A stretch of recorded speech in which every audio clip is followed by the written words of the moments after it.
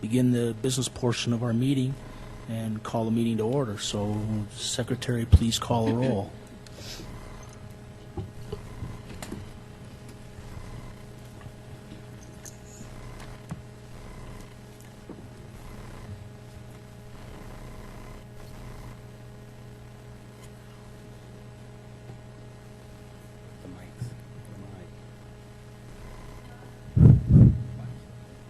The board member, Nakia Hall, her microphone is not working for some reason.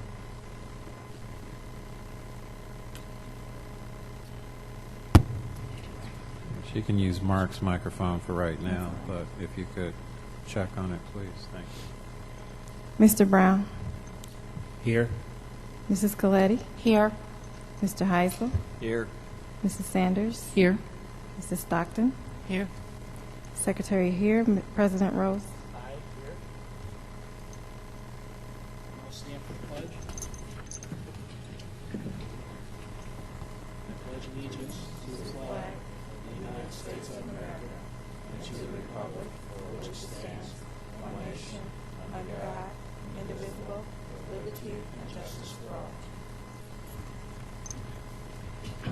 Okay, next item on the agenda is around the district, which is our communication coordinator, Melissa Berta. I think she's going to be introduced by Dr. John Rogers. All right.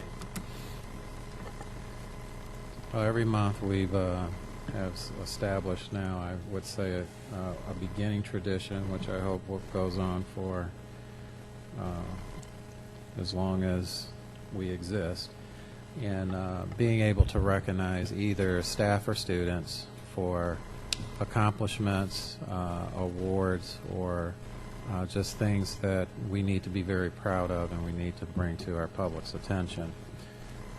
This month, I had the privilege of being informed by INSPRA, which is the Illinois chapter of the National School Public Relation Association members, that our Melissa Berta, who is the coordinator of communications for the district, had submitted several of our publications to INSPRA to be judged in their annual recognition contest.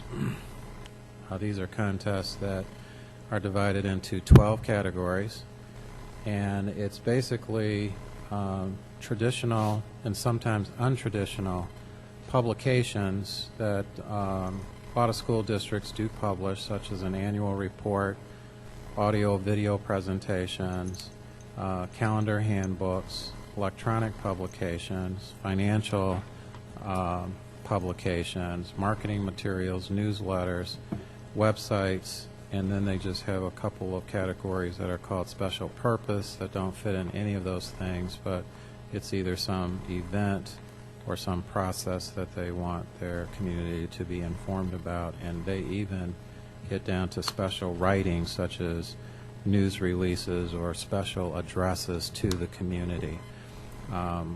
Melissa had submitted, I believe, a total of 3 entries into 3 different categories, of which I think 2 or 3 of them, and I'll let her explain, she won the top recognition for the category, for the category that she entered the entry into. And so I'm extremely proud of the accomplishment. I'm extremely proud of her and her work. I'm going to pass the actual awards. It was done at a luncheon in Oak Brook. There was a lot of sort of high-flying districts that were there. Almost all of them were in the northern suburbs, which lets you know what the competition was like. And yet she came out on top in a couple of the categories. So without any further ado, I'd like for her to come to the microphone and explain further what she's done, but I'd like for you all to give her a hand. Thank you, everybody. Good evening. Usually I'm out in the audience for this portion of the meeting, so it's really exciting for me to be standing in front of you. As Dr. Rogers said, this summer I had the honor of accepting several awards on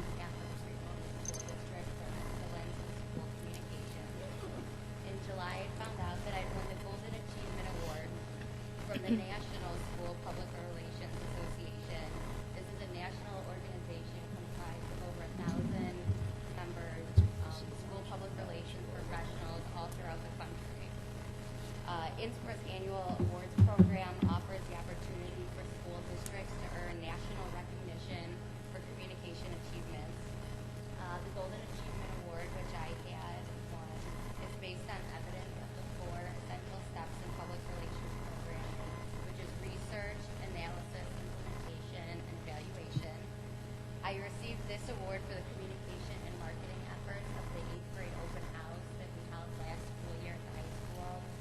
We held this event to generate excitement for the 8th grade students' transition into high school, as well as to educate students and their parents on academic programs, initiatives, extracurricular activities, and campus life at Crete Monee High School.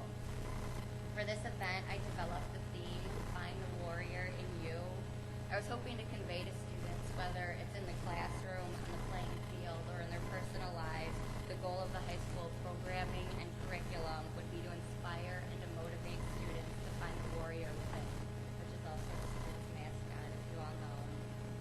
For this event, I also created informational folders, save-the-date magnets, and bookmarks to help promote the event and provide information to families. And we also use a wide range of district communication tools to share this message with our parents, and they had an excellent turnout. The auditorium was standing room only, and we had over 600 parents, students, and family members attend.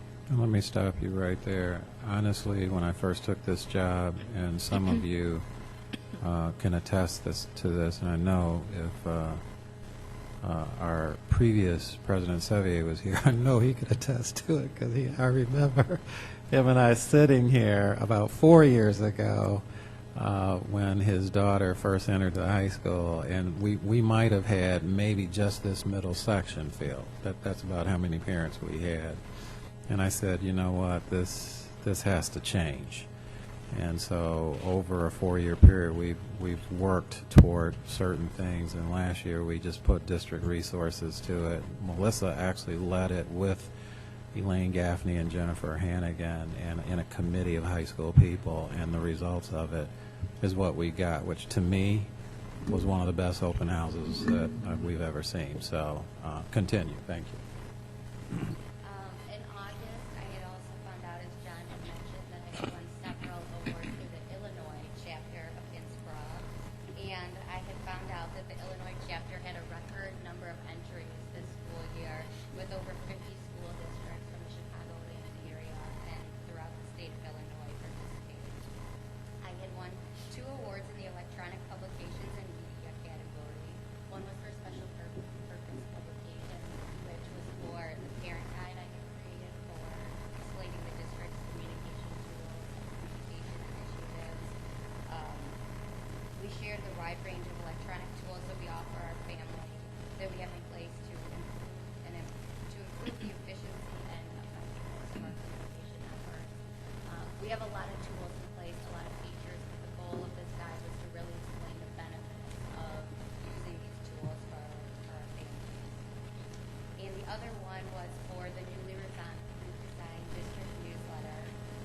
In an effort to drive traffic to the website last school year, I had created the newsletter so parents and recipients could read a portion of the newsletter through their email and then click to read the full version of the district website. This helped to drive traffic to the district website. Parents could not only read the newsletter, but they could go to the website to view all the information that we have on there on a variety of topics. The one that I'm most proud to announce, though, is the Golden Achievement Award for the Illinois State Chapter. This was also for my marketing efforts for the 8th grade open house. This is INSPRA's top award, and only 7 school districts in the entire state of Illinois were recognized in this category. So I'm very proud of that. It felt really good to be recognized by my peers, and really validating of my efforts and the hard work that I've put into communicating and marketing the district and all of our initiatives, our programs, and staff achievement. Also, as John had said, both of my electronic and electronic media categories were awards of excellence. Bill Cloud, who is the communications director for another district in Illinois, he's also INSPRA's foreman, has said that those who earned an award of merit were judged to be well above average, but the few who had earned an award of excellence were judged to be among the very best efforts in the entire field of Illinois school communications this year. So I'm very excited to say that I won the award of excellence. That's the warrior in you. Yeah. I guess I kind of feel like I'm on the Emmys now. I just want to really thank the administrators that work with me in central office. Laura and Bob and George and Dr. Edison are all so helpful and really help me on all the projects I do, especially building out the district website and employee intranet. Without them, it wouldn't be very much. They really provide a lot of information for me. And I especially want to thank Dr. Rogers for the support and encouragement that he's given me over the past year. I feel confident in saying that I've improved the district's communication program over the past year, and a lot of that is through the support of John. We've put a lot of new tools in place for our parents in the past year with the online Tammy calendar, parent email access, a wide variety of things to provide convenience for parents in finding out about their children's education. We look to find new and innovative ways of reaching our parents this school year as well. And through, I feel, my communication efforts, we're doing what we can to get parents and community involved in our children. And I think that it's the support and involvement that makes our students really successful and our students to succeed. And it's clear that parental involvement is important in helping our students succeed. So I just want to say thank you.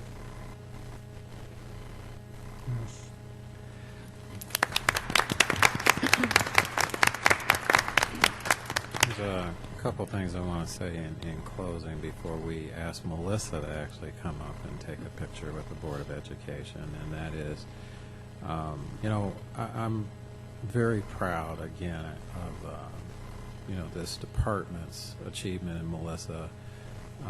One, because she's new in the position that she's in, and to come out and to be in charge for the first time of the department, and to come out, sort of blazing with 3 awards that are recognized by a national organization, I think is really saying something. I was at this luncheon, and you need to know this, that the Golden Achievement Awards are not judged by INSPRA peers. They're actually judged by communication professionals that INSPRA brings from the outside, so there's no question about that they may know somebody who is in the judging category.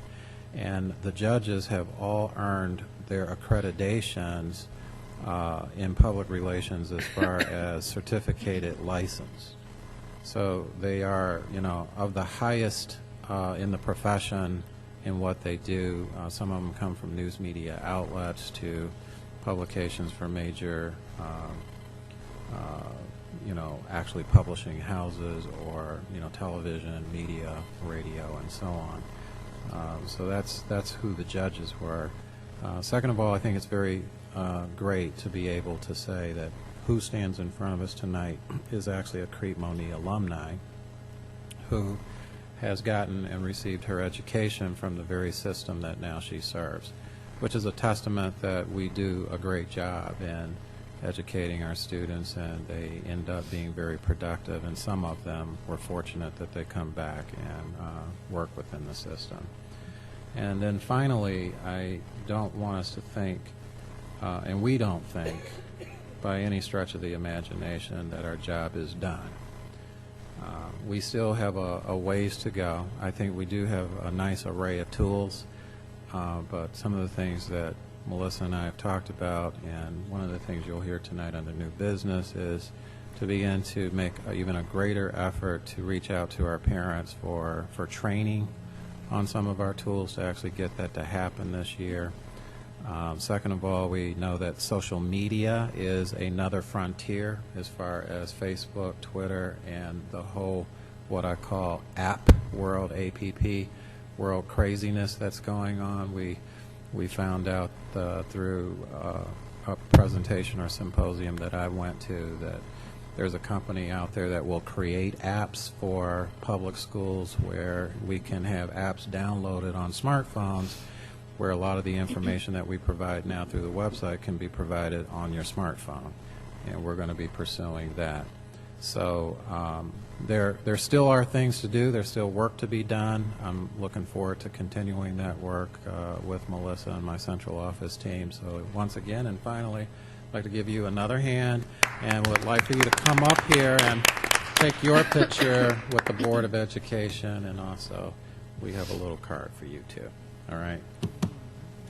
Yes. If the board wouldn't mind just coming out front like you normally do. Daniel's going to take this picture.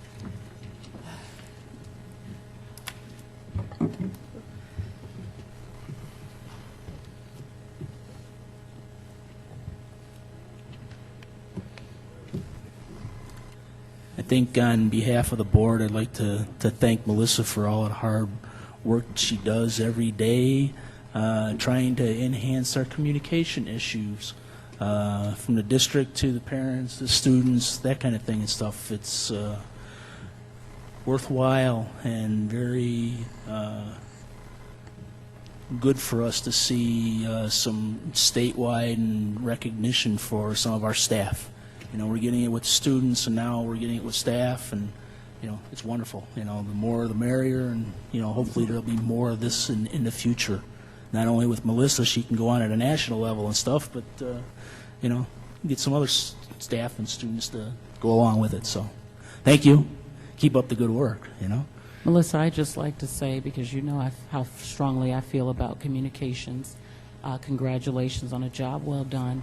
And of course, I know, because just incidentally, I was reading in some of our previous minutes that you guys started this process at least a year or two ago, in 2009, in the path towards winning, I believe, the first installments of these IMSPRA. I'm not sure which particular award, but what I love about tonight is that even though we made changes, that you have been consistent and dedicated in the process, because a breakdown in communications is a breakdown nevertheless. So I'm very proud that we haven't had a lack of communication, and that we will continue with your leadership. So thank you.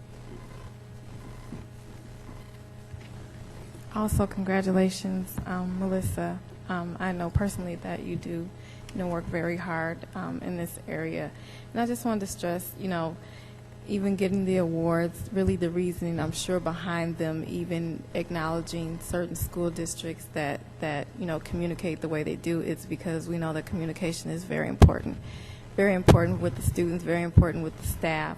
So even thinking with that, and just as a board, something that we've been pushing, I say thank you on behalf of that.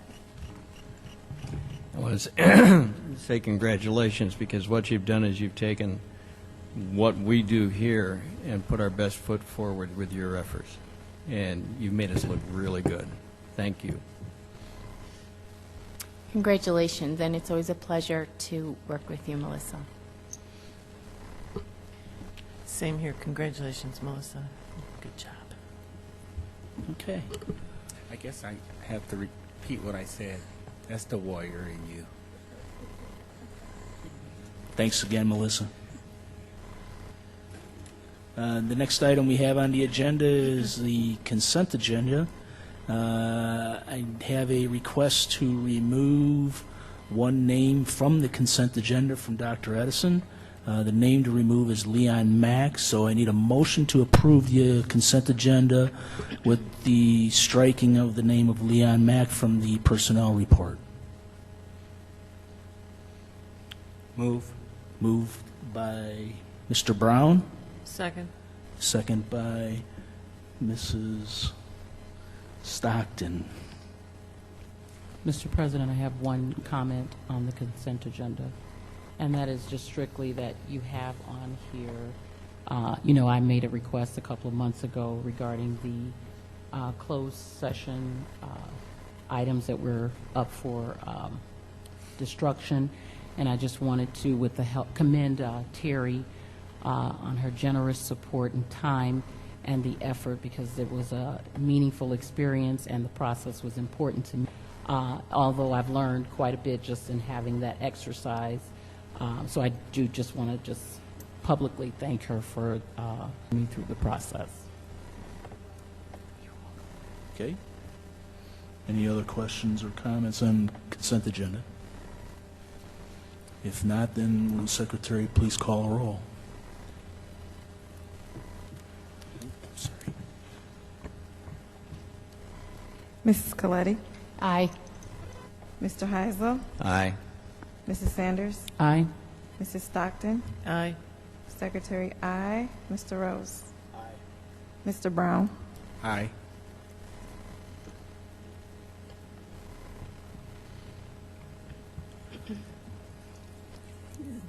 The consent agenda is confirmed and approved. The previous notation to go into closed session, we're going to bypass the first session. I do have a request to do that for the second session, so we will be going into closed later on in this meeting. But the next item is our action reports here. First item is to approve fiscal year 2012 public official bonds. I need to have a motion to approve those bonds being issued and approved by our school treasurer, Bob Bruce. I need a motion to approve that. Moved.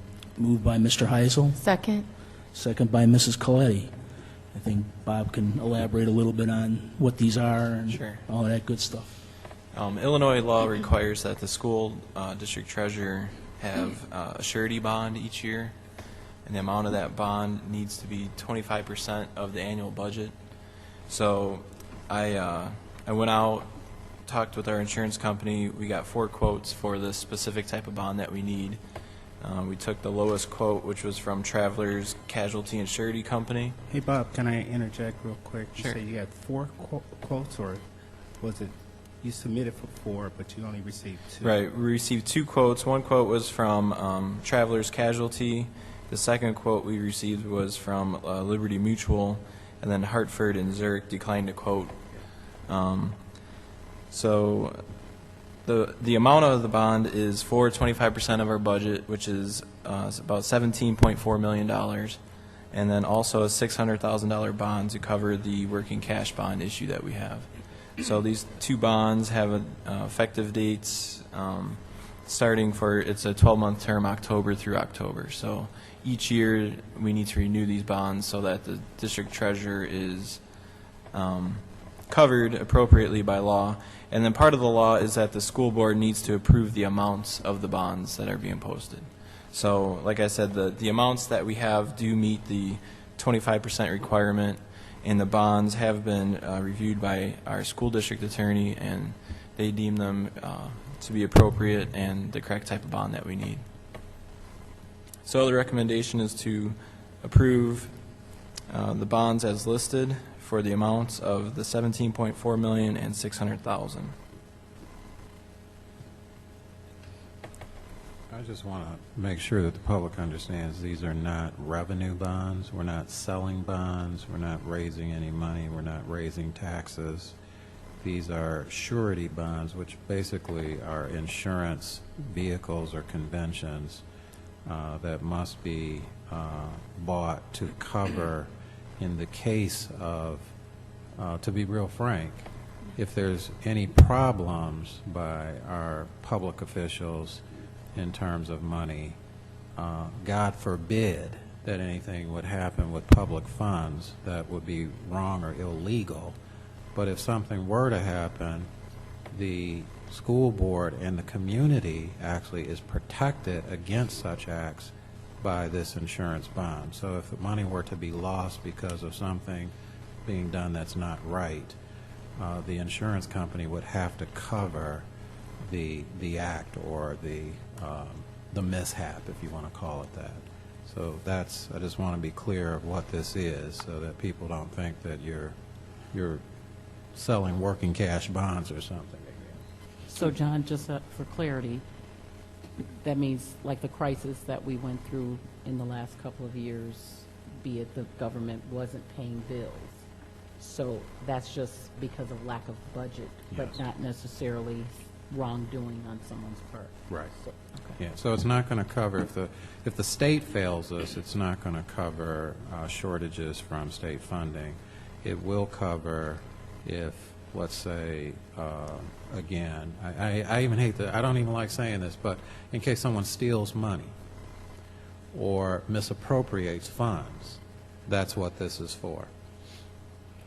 And sad to say we live in that type of world, and so that type of insurance is needed. Well, have we ever, from your experience, Dr. Rogers, utilized the surety company for this matter before? No, we have never We have had to never file. been in a no. position. We've never been in a position where we've had to file a claim. Okay. No. Never. No. Yes. Let's keep it that way. Right. Any other questions? If not, then will Secretary please call roll?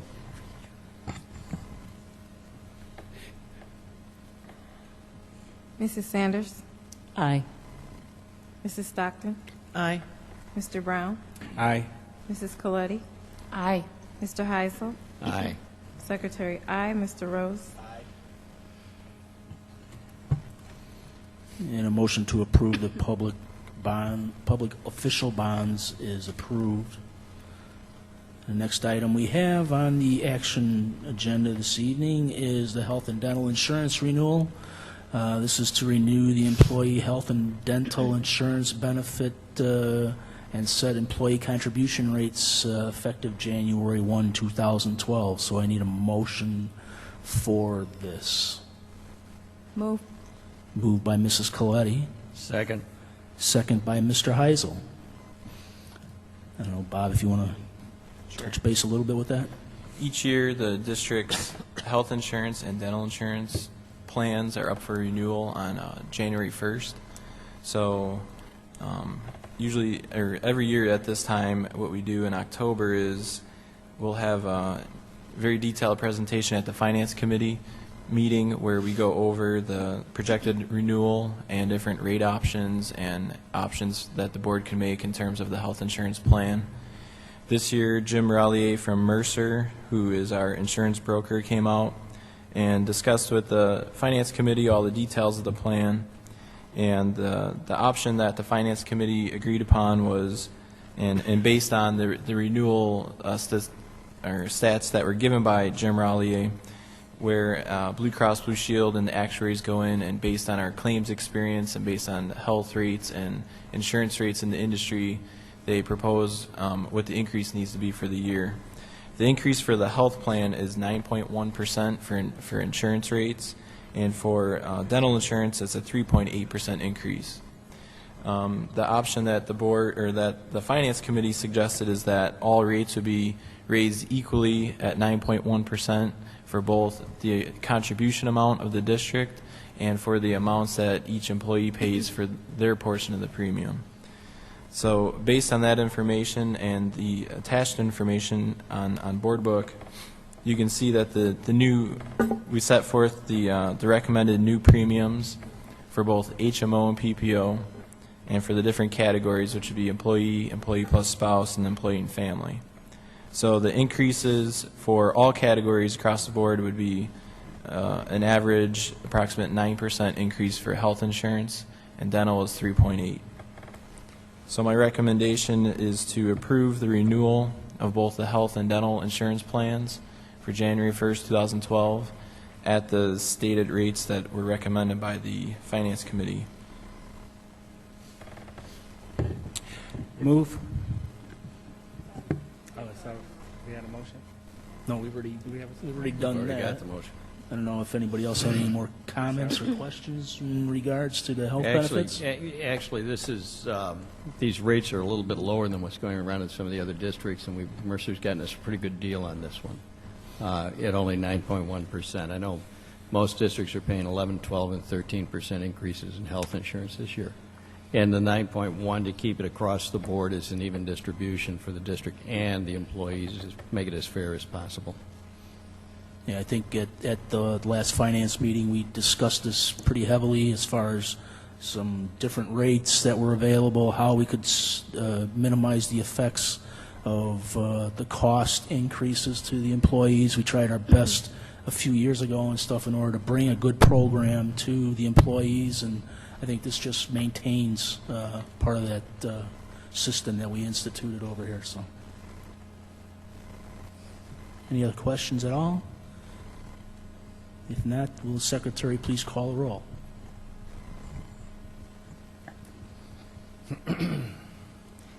Mrs. Stockton, Aye. Mr. Brown, Aye. Mrs. Coletti, Aye. Mr. Heisel, Aye. Mrs. Sanders, Aye. Secretary, aye. Mr. Rose. Okay, the motion to approve the health insurance renewal is passed. The next item on the action reports is to bring aboard a Maximum Staffing Solutions, which is a basically second-party nursing service in case the in-house staff is not available. I need to create a motion in order to approve the contract for Maximum Staffing Solutions. Moved. Moved by Mr. Heisel, Second. second by Mrs. Stockton. Bob, I don't know if we will just elaborate on that just a little bit. For this fiscal year, the district, for the first time, has decided to have licensed nurses at all the schools to handle all medical and health issues with our students. So each school is staffed with a nurse. The issue is if one of our school nurses is absent for the day, it's a matter of being able to cover with a qualified sub in that position. So the district has found one qualified sub at this time, so we have a sub pool of one person who will fill in if somebody is out for whatever reason. The health department of the district also feels that it would be a good idea to have a nursing agency as a backup, just in case, for example, you have two nurses that are absent in any one day. This contract would give us the ability to contact that provider and tell them that we need to basically have a nurse for the day. Actually, the cost for an RN would be $38 per hour, and an LPN would be $33 per hour. And then those nurses could be hired as needed to fill, any staffing gaps that the district has on a given day. So it's not anticipated that this service will be used heavily, but we don't want to go, an entire day without having a nurse at a school or any proper coverage. Any health issues come up, we need somebody qualified to be there for that day. Hey, Bob, I don't have the document pulled up, but if my memory serves right, I believe it was section 1.2, 1.1 and 1.2. It says this is a one-year contract, but it can be terminated at any time. Right. But the contract can go on indefinitely. Yeah, correct? it states that it's a 1 year and will continue indefinitely until terminated pursuant to 1.2, which is 30 days notice. And then you said the rate was $38 for RN and $33 for An LPN. LPN. Right. Those rates, if we go into next year, how will we, or how would we renegotiate the rates? If those rates would go up, I would bring the contract back to the board to say, okay, they're proposing an increase, so essentially want a new contract or an extension of this contract. For now, really, the way this is worded, though, those rates are in essence kind of locked in. Right. Unless if they want to increase the rates, we certainly could stop the agreement with 30 days notice. Or if the rates weren't significant and we still want to rely on this service, then we could accept those increases. Okay. Could you read, I believe it was 3.8? 3.8, did you say? Yes. I just had a question on that. The rate to dismiss? Yes. So yeah, this was a section where it's talking about if the facility, meaning the district, may request the dismissal of any maximum personnel for any reason. Right. So essentially, they're giving the district the right, if for some reason we feel one of the nurses they provided has done something or performed in a way that the district's not happy with, we can basically ask them to give us another nurse and say, we don't want that nurse And anymore. we would have to pay for any time spent until the time of dismissal. I don't believe that should be the case. So we're saying that if, for example, a nurse came here and we was not satisfied with that particular nurse performance, we can Right. say, you know what, we want to dismiss this nurse. So you're saying that we have to pay for unsatisfactory? Yeah, well, I mean, it's basically saying Performance. if the nurse was here that day for, let's say, 5 hours, Right. and we weren't happy with that, it is saying, well, you can request another nurse for But we the have to next pay day, for those but 5 for that hours. day that person was there, you do have to pay for them. For bad performance. Right. Okay. I think even though it may not be in the contract, I think that you could have, depending on the situation, you probably could ask for the compensation of that day to be considered as non-compensation, but I think that you would have to negotiate that with Maxim. It would probably be, you know, how egregious is the performance in terms of what it is that you are upset about. Taken on a case-by-case basis, Yes. basically. Yes. Okay. I can ask, or I'll ask Maxim if, you know, maybe they could strike that line out of the contract. I would Right. seek that personally Okay. for at least my position. I don't think we ought to pay for bad performance. And also in section 5.4, it does specify that at least 30 days advance written notice will be given to the district of any rate changes. So since you have the 30 days, then if you receive it, you can then basically cancel with that 30-day. Okay. Bob, just one question. So this is a preventative and proactive measure. Thank you for that, especially in regard to health. So just out of curiosity, this is our first year starting with the nurses intact. Maybe next year will we have, I'm guessing we'll have a better gauge on our need for something like this, because obviously we will have the nurses, I don't know, are they chronic individuals? In other words, they take off. I mean, I guess anybody has to take off at any given time. But just the need for something on this order, or if the event was that we had to save or cut back, could it be that we had rotating, just for money-saving purposes, rotating nurses that float from school to school? I don't know. Right. Well, I do know that currently that's sort of what they are doing. That's what they've been doing this year as far as if somebody is absent, people are kind of covering and then rotating around and shifting their schedules. Our person in the district who's in charge of the nurses actually has been acting as an active sub for nurses when they're out. However, that is not really sustainable because, I mean, she's supposed to be overseeing the department and running the department and doing certain things, and she's, spending maybe 2 days a week just subbing in the school, so she can't do her responsibilities. So this is kind of a response to, that problem and trying to get some help to alleviate that problem. Yeah, we have, actually, the first line of defense is to do internal rotation of schedules to cover absences. Unfortunately, there's 2 schools that the schedule is such, and the type of children and their needs that need to be served make it impossible to have anyone to leave the building at any time. It's that intense.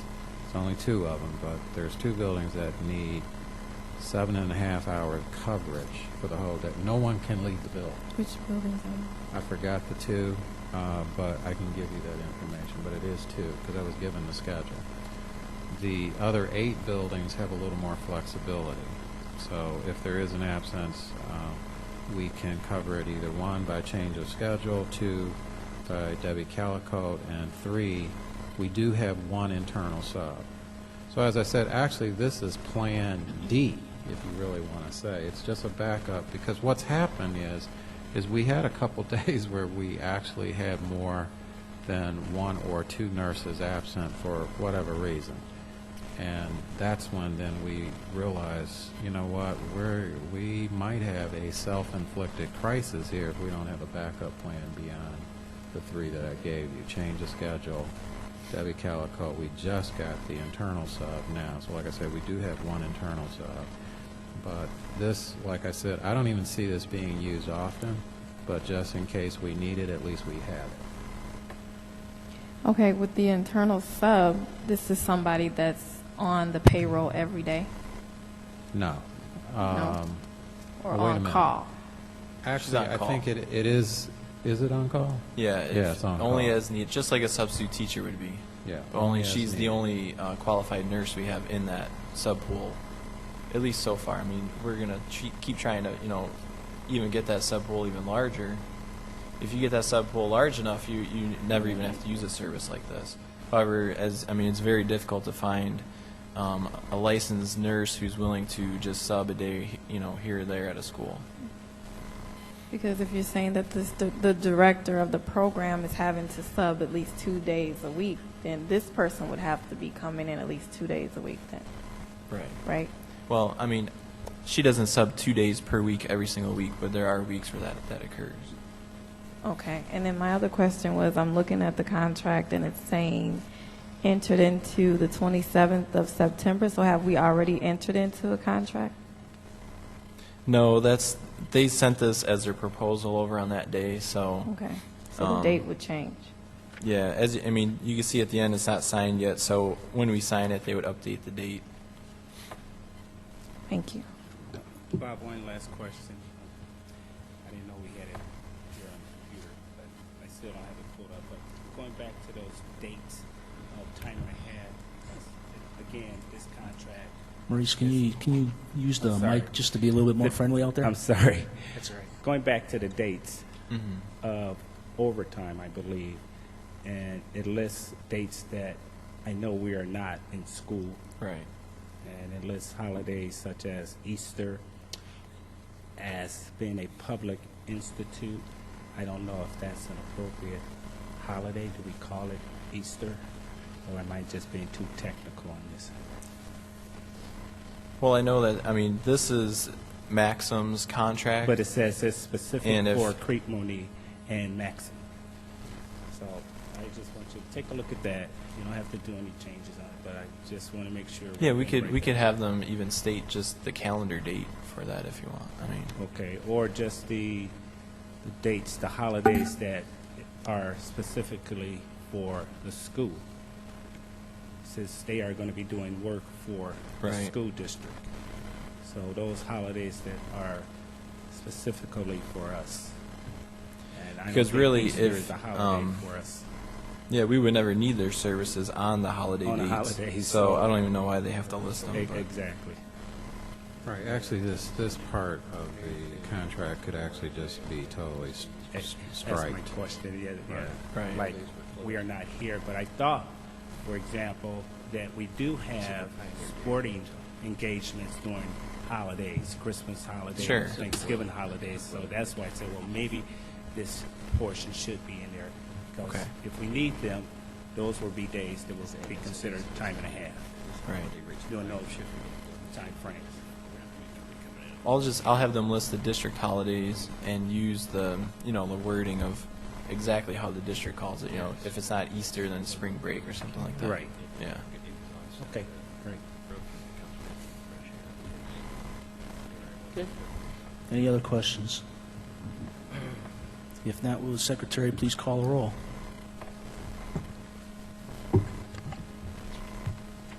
Mr. Brown? Yes? Or aye? Mrs. Coletti? Aye. Mr. Heisel? Aye. Mrs. Sanders? Aye. Mrs. Stockton? Aye. Secretary, aye. Mr. Rose? The motion to approve the maximum staffing is approved. The next item on the action reports is an early childhood construction grant application where we look to finance some improvements to the early learning center. The grant would provide 90% of payments from the state, and the district would pay 10% of the district cost. This right now is simply a grant application. We aren't spending any money at this particular time, but need a motion to go out and approve and get this early childhood construction grant application. Moved. Moved by Mr. Heisel, Second. second by Mrs. Stockton. Do you have any comments or questions? The thing is, what we're doing is we're getting approval to go out and apply for the grant. Now, there are a couple things that we all have to understand. Even if we get the grant awarded, it won't mean anything until the state actually releases the funds and we get them. All right. Now, we applied for the last construction grant in 2004? Three. And it only took 8 years. So until that happens, we will not be spending any money. And if we do, it will come out of the impact fees, which have to be used for construction anyway, and those funds are already there. Will not have any impact on the operations, maintenance, and the educational funds at all. Let's go back and clarify about the impact fees being an ample source to basically support this initiative. Is that the case? Because I understand we're looking for what, this is a $1.3 million grant? Right, $1.6. $162,000 is what And we we, need. how much is it? The 10% comes out to about 162. It we would support do the have that? 10%, not We would the have entire 10%. Yeah, it cost. supports the 10%, not the Not the cost. 1.6 million. Right, so the 10%, so we do have that ample source of impact fees. Right. Yeah, we have more. Because we dished out, I don't know, what, 800,000? Yeah, and of that, we have a little over 200,000 currently still in the balance of our impact fees. Okay, So 162 of it can be earmarked for this purpose. okay. Okay. And that's typical of grants, right? Where a lot of times, in order to get approval, you have to agree to match up at least some type of portion. Right, right. And then this may not even affect or impact the amount that we have in the impact fees because the grant may not be approved for years later. Right. So this is basically approval of the grant and approval to be committed to putting up the 10% once we get the grant. Correct. And there's no possibility that the grant would be any less than what is stated, with the state. It is going to be what it is, or what it is stated here. Well, the amount that we're going to apply for is going to be the $1,621,000. Now, the amount that we're actually awarded could be less than that. If it is less, we would still only be responsible for 10% of the amount that we get. It all depends on how much money is finally appropriated when they do send out. They could prorate applications by 50% or something, and you might get $800,000, which would mean you would do maybe half of the improvements that you had planned originally. Or, they might approve 5 of the things that we're proposing, but, the 6th thing they don't think falls within the range of what they were covering, so then that one portion wouldn't be approved. So, if that one item was a couple $100,000, you take that off, and then they would, award maybe $1.4 million. So the maximum we would get would be the 1.6, because that's what we're asking for. They wouldn't give us any more than that. So this way, if the board commits the $162,000, in the best case scenario, they give us the full amount, and we've already earmarked that as our 10% match. It's possible, though, that we would receive less money, and if that's the case, obviously our 10% match would then be lower, so that would not be an issue.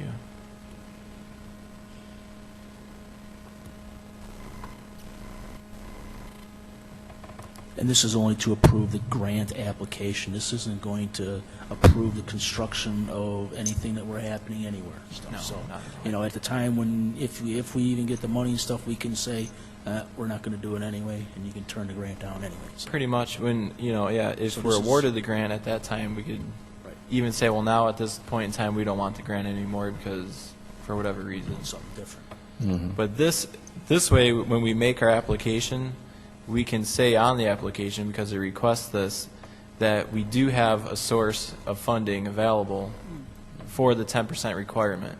So if we're able to say that, yes, our board has committed to match up to 10% of what we're asking for, that part of the application is satisfied, and then we'll actually be in the running for one of the awards. If we don't fill that out and we say, well, we're not really sure if we're going to be able to match the 10% or not, then it's a pretty sure thing that we won't receive any funds. I guess this question could be to you, Bob, or either Dr. Rogers. Do we have a form or a method of communicating to the public what grants we are applying for, other than maybe being captured in the minutes? Do we have something on the website to say these are previous grants we applied for, or these are the grants that we are applying for in the future? I know that Ron Falby, who's our grant administrator in the district, I know last year he had summarized and has posted on our website all the different grants that we applied for and that we received. And I'm not sure if this year he's probably updating that, this year's version of that document. It's still relatively early in the year, but for last fiscal year, we do have a listing of all the grants and the dollar amounts and what the grants are related to. Excellent. Okay. Thank you. Yeah, actually, This grant is being written by Ron Falby is writing it in conjunction with myself and Daniel and Paul Kovacevic. As far as, what is ELC looking to do? What they're looking to do in the package, you'll see some of the items that we're looking to do is to update all of the bathrooms in the Early Learning Center. We're looking to add secured entrances by the front office, and then on the other side of the Right. building where you come in the main office, so that you have to be buzzed in and out of the facility. Also, we're looking to possibly replace a boiler in the building to provide heat, to air condition the library of the ELC, also to possibly add sinks in each of the classrooms, and then to extend the front driveway so that it extends all the way to the front doors of the ELC instead of curving before you get to that point and then, forcing people to walk down a long sidewalk to the front doors. And then even if we could expand some of our parking in the back of, expand our parking off towards where there's just grass over by the main parking lot now, which would kind of free up more space in the mornings when they're doing their drop-offs and the cars have to come in and then wrap around, and that would just make a larger area, make that more safe for all the cars to kind of be funneled through there. So that's the kind of the roster of items that we're looking to do. And then the cost estimates were put together by Daniel Bohm and our architects, just rough estimates of what they think these items would cost, and that's all part of the application process to say that we have worked with our architects to kind of get feasible and realistic price estimates on these projects, and just to kind of list them out and give a timeline of when we want to do these items. Yeah, I know that we have a list of it. I just wanted the public to be able to know Right. also. Okay, I said I would not have any more questions on this, but I do have one more. I promise you, this is the last one. We talked about how long it has taken us to obtain grants. The last big grant, like a 7-year time period. Given present value of money, future value of money, the grant in and of itself, if we were to get it, would be 1.6 million roughly. But the cost of doing the work at that time could possibly be a lot more, right? Would not possibly be. It would could go possibly. up, and I know. So these estimates are present estimates, right? Right. Have we factored in future value? Well, I mean, there's really no way of knowing when they're going to award the grant. We would anticipate that it would be in the short term. I mean, that's always kind of the idea of the whole application process. They never come out and expect that it's going to be such a long lead time. Now, like with the 2003 grants, what they did was when that grant was kind of on hold for about 7 years, they then came back to us about a year ago and asked us to update all of our application figures to, like you say, present day dollars. Mm-hmm. So we went in, looked at everything we had in the application, and then recosted out everything, and then resubmitted the grant at that time. So that they're working off of the most, current and accurate figures. So if it was a long delay like you're talking about, I'm sure that, we would go through that same process for this grant. Okay. Thank you. Anything else? If not, will the secretary please call a roll? Mrs. Coletti? Aye. Mr. Heisel? Aye. Mrs. Sanders? Aye. Mrs. Stockton? Aye. Mr. Brown? Aye. Secretary, aye. Mr. Rose? And a motion to approve the construction grant application is approved. The next item in the action we have is an update to our district improvement plan. Updates to the district improvement plan may be required by the Illinois State Board. As a result of our focus monitoring in the spring, our plan must be updated. So I need a motion in order to approve the updates to our district improvement plan. Moved. Moved by Mr. Heisel, Second. second by Mr. Brown. Lauren, it's up to you. Well, last spring, we participated in a visit by the State Board of Education, the focus monitoring visit related to our special education programs. And as a result of that visit, we received some requirements and recommendations from the State Board of Ed, and one of those was to add a third objective to our district improvement plan. So on September 26th, we had a committee meeting where we had staff, parents, community members, administration, representatives from the State Board of Ed and from our speed co-op there. And what we did was basically, as a collective group, come up with that objective and those strategies for students, professional development strategies, parent strategies, and the strategies for monitoring this objective.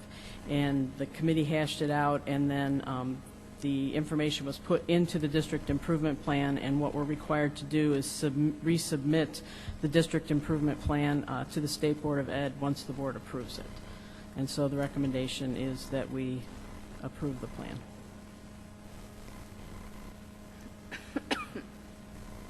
Any questions or comments? Laura, if you could just reiterate, I kind of remember us, I don't remember specifically, but I know this was an area that was of concern. Sure. How far off were we from the state benchmark as far as how many students were in these regular ed classes for 80% of the school? Right. If memory serves me correctly, I don't have it in front of me, but I believe we were at about 39% of our special education students who were being serviced in the general education setting for 80% of their day or more. and the requirement is by March of 2013 is to get it to 47.8%. I know at our meeting, Chris Putlak showed that we have already increased that to a little bit over 42% just by some changes that we've made, and with the strategies that we put into this objective, and we're hoping that we can, by March of 2013, have it up to the level that they want to see it at. Okay, for 47.8%.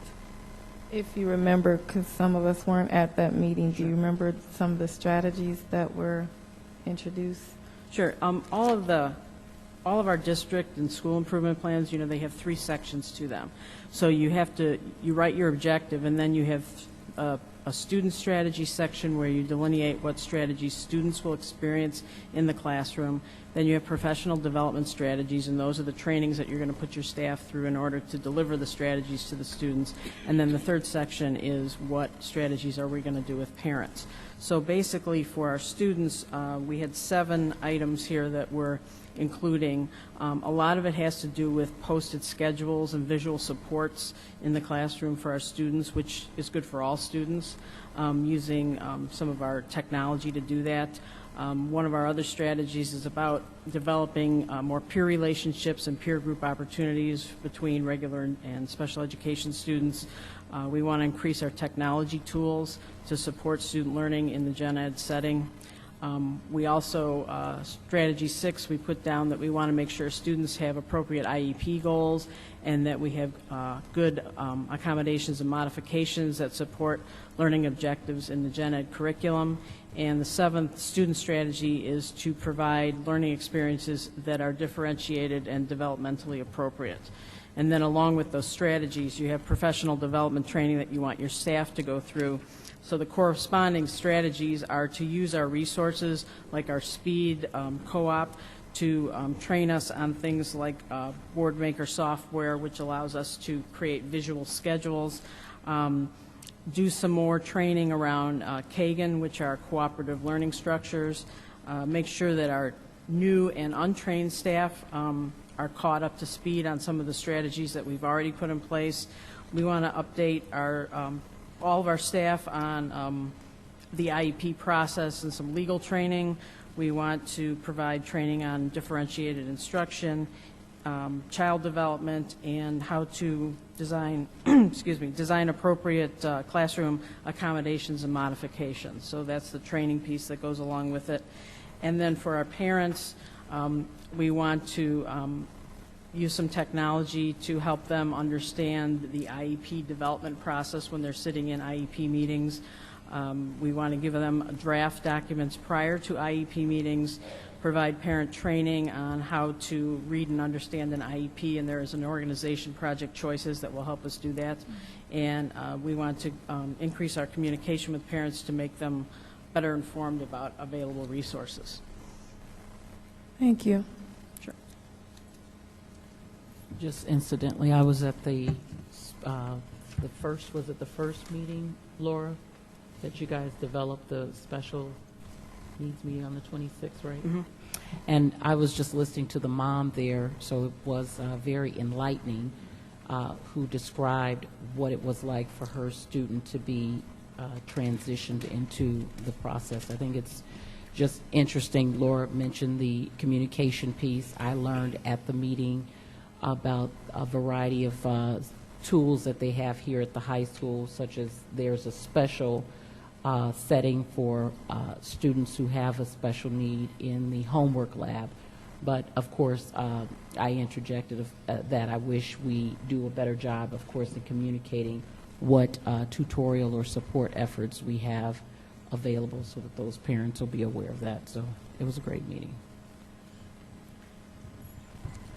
Laura, do we tend to have any significant resistance from parents from having their students put into regular ed? Is that a major concern at all? Or I have, you know, and I'm only speaking from my position. I can't speak for special ed, but I have not had any encounters with parents in a negative way regarding any inclusion in the regular classroom.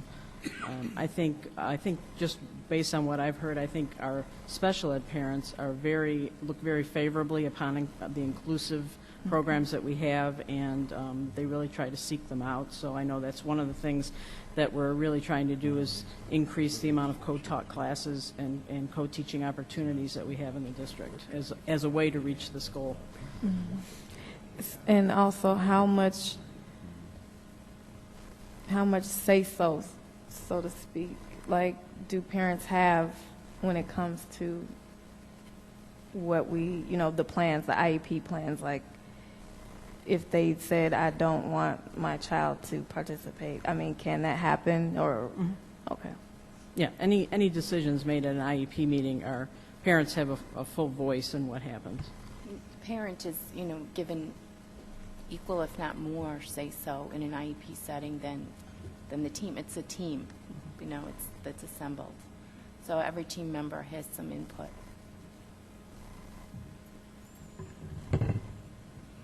Okay. Any other comments? We do have a motion to update our district improvement plan, so will the secretary please call the roll?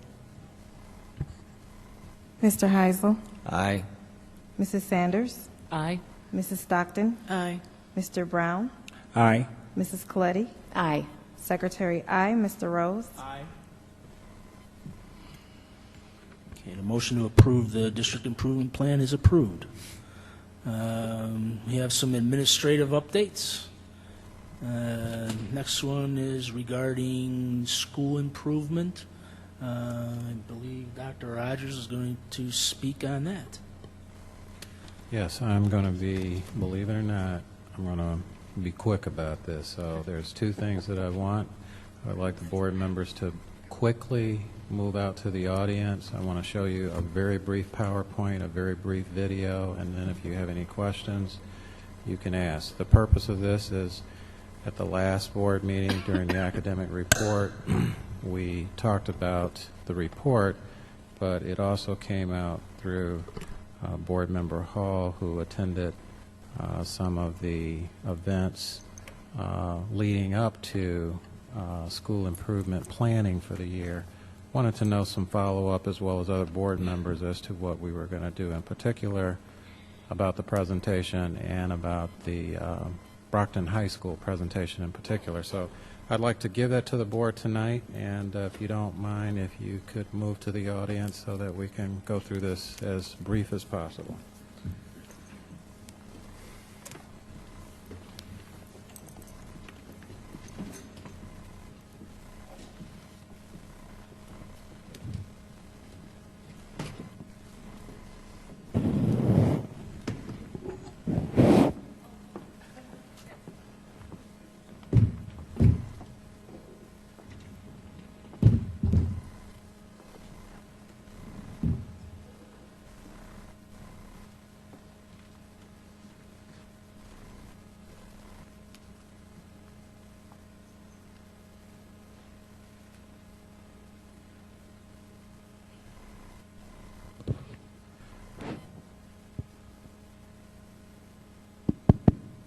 Okay, real quick. Last year, I think it was around February, Laura, myself, and some of the administrative team from the high school, as well as Mike Dugan, we went to the National Association of Secondary School Principals Conference, which was held out of the state. I went with one thing in mind.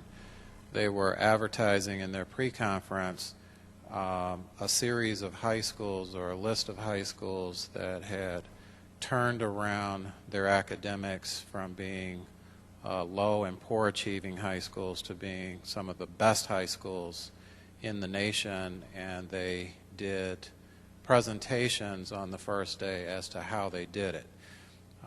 Laura and I attended quite a few together. This, by far, was probably the most transformational and impactful presentation that we saw. It was so impressive that I asked Dr. Zakowicz, that's her name, to come to our high school and speak to our administrators in the morning and to speak to the rest of the actual teaching staff, grades 6 through 12, in the afternoon. And we had planned for her to talk to the board that night, but as I said, that night we began to realize that too many things were getting on the agenda and it would have added another hour to the presentation. So I'm just giving you a brief overview tonight. She talked about how she transformed her school through a literacy initiative. The thing that made her school impressive, it was the first school ever that I can remember that actually had a high school that looked like ours. There's a lot of schools out there that are transforming and turning themselves around, and some of them don't have the same demographics that we do. This basically is a mega high school. It's one of the largest in the state of Massachusetts. It sits right outside of Boston, sort of a suburb of Boston. It has a 4,200 student enrollment, 72% poverty level, 73% minority level. 50 different languages are spoken in the school. 50% of them speak another language actually at home, so they're fluent in more than one language. 12% are actually in bilingual programs, and she stated that their bilingual program are truly almost non-speakers. So they have about 12% that are trying to learn English, and 11% receive special ed services. This breaks down to 57% of our population is African American, 26% white, 14% Hispanic, 2.5% Asian, and 0.5% are Native Americans. She said that our journey started in 1998. So that's basically, over 10 years ago. And it started, as most states, with state mandates, state testing, where the state of Massachusetts is a little more rigorous in their state testing than ours, because if you don't pass their state test, you don't graduate. You can fail it here in Illinois and you can still earn a diploma. So when they say it's high stakes, it really is high stakes, because if you don't pass the test, you don't go on to earn a diploma.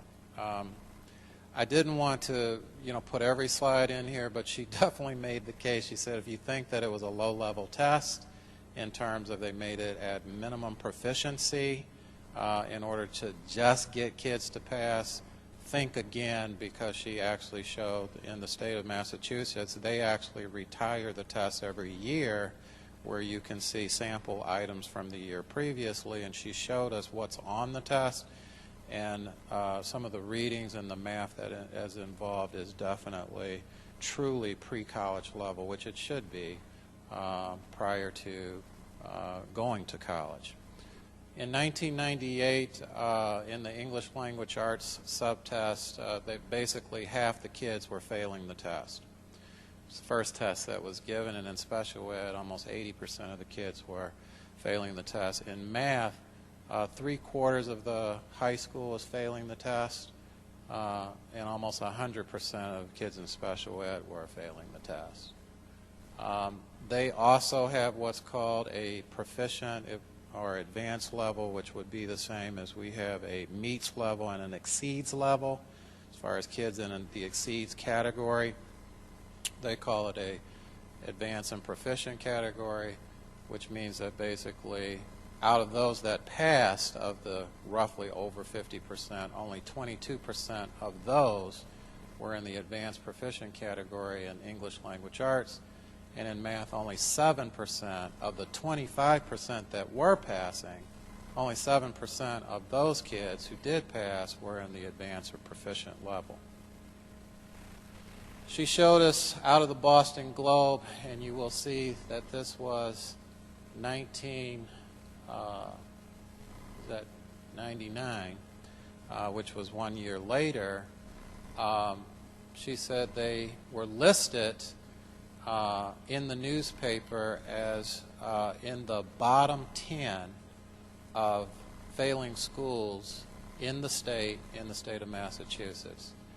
If you count down English with Holyoke, Springfield, Seven Hills, it's a little worse than the bottom 10, and in math they were definitely in the bottom 10.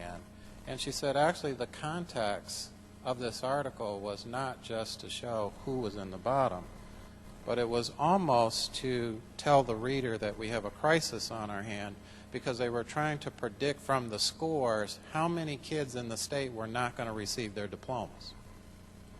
And so Brockton was predicted as being one of the schools that would probably have the highest rate of non-graduation than, you know, some of the more elite schools in the state. So they were definitely in the bottom. Failing scores, as you see, is the title of this in comparing districts. So with that said, we saw clips of this video throughout the presentation. I found the video. It was actually produced by PBS, the Public Broadcasting System. This is actually 10 years later. It sort of capsulizes the entire story in the video, and like I said, I'm giving you the short version tonight, because really the video tells it all. And then I got a few slides after this. So I'd like you to see this video, because they have made such a gain in 10 years that they are now getting national attention for the things that they've done. If you could show that, I would appreciate it. Good morning. Good morning. Good morning. How are you? Very good. You're seeming happy today. Yes, I am. Sue Zakowicz is the principal at Brockton High, the largest public high school in Massachusetts. There are over 4,000 students here. Good morning. Hi, Dr. Zach. Good morning. Good morning, guys. Good morning. But that doesn't stop Dr. Zach, as she's known, from trying to get to know all of them. What was breakfast today? Raisin bagel. Zakowicz has spent most of her career trying to transform Brockton into one of the best schools in the state, because not long ago, Brockton was one of the worst. We were in trouble. We were absolutely in trouble. We would have had a lot of students not getting their diploma if we didn't do something fast. It all began 12 years ago with a failure. The state had implemented a new English and math test known as the MCAS. It would require students to pass both parts of it in order to graduate from high school. 44% of Brockton's students failed English. 75% failed math. Those scores meant only a quarter of Brockton's students would graduate. Zakowicz was a history teacher then, and she took that failure personally. I went here as a student. I came back here to teach here. And I think that's why the test scores hurt so much. Why were they so bad? Well, we asked ourselves that question, for sure. And I think what it made us ask is, what were we teaching? How were we teaching it? And most importantly, how did we know the kids were learning it? Before the MCAS came along, Zakowicz says academics were not the main priority of the school. What was the focus on back then? Athletics was a big part of it. Brockton is known throughout the state for its championship sports teams. Its football team has won more games than any other in the state. In the past, Zakowicz says, teachers had to let students leave class for practice. And even worse, they were asked to pass students with failing grades so they could play sports. I mean, that was accepted, that, that came first. And that was upsetting to me as a teacher. She says there were low expectations of the students and no academic standards that all kids had to meet. But those failing MCAS scores could not be ignored, says Zakowicz. The school needed a major overhaul. The tests were in English and math, and here was the attitude here. Oh, thank God I don't teach those subjects. And we had to get people thinking, this isn't about English and math. This is about the education in the whole school. The principal at the time went to the teachers for help, but only a few were willing to take on the task, including Sue Zakowicz. She volunteered to help form a special committee, which is still operating today. 1 and 2 are the circling and underlining. They got that part. But they don't. This is where teachers come to hash out new ways to improve the school. Step 3 is the part where we're asking them to think. They call themselves the Restructuring Committee, or Brockton's think tank. We brought back some of the original members of the committee to talk about the early days. It's an invasion of the old people. John Witten, Paul Areno, and Maria Lafort all taught at Brockton for over 30 years, and they're all now retired. Why did you think that you as teachers could actually change this school and turn it around? We just wanted to start to do things and to see what happened. And it was not like anybody, again, had the magic bullet. You know what we tried to do first? We tried to outguess the test. We saw for the first 2 years there was a Shakespearean sonnet on the test. So the English teachers were teaching Shakespearean sonnets. Guess what wasn't on the test the next year? Shakespearean sonnets. So instead of trying to figure out what was on the test, they tried to find out what kinds of skills the students needed to pass the test. The students were being asked to read very difficult, non-fiction in many cases, reading passages. And then we also noticed that more than 50% of the test was writing. And you looked at them and said, can any student at this school write? They realized that students were overwhelmed. They couldn't analyze long passages or organize their thoughts for writing essays. That's when the committee decided what Brockton needed, a school-wide literacy program. All kids can learn how to write. They can all learn how to write expository essays, descriptive pieces. Every kid can learn that. Here's how you teach them. Paul Areno was the head of the English department, which had successfully used literacy techniques in English classes. So he and the committee adapted them into a step-by-step guide. One step is called active reading. As students read a passage, they should circle verbs and underline key words. This process helps students navigate through a complicated passage. Another technique for writing essays is to map out the answer on a diagram before beginning to write. What needs to go through the student's mind in order to solve this problem? These strategies aren't new, but here's what makes Brockton's program unique. The committee wanted the entire 300-plus faculty to teach these techniques in every class. That meant reading and writing would be taught in math, science, even band. These kids need a lot of work in these areas, a lot of writing and a lot of reading. We're not going to get them mastered by having it occasionally here and there if they hit the right lucky teacher. To train all the teachers in the literacy program, faculty meetings were turned into workshops. Teachers also had to change the way they taught their classes. Penny Knight is the choir director here. Many of my pieces have a historical background, and we're doing the medley from Les Miserables.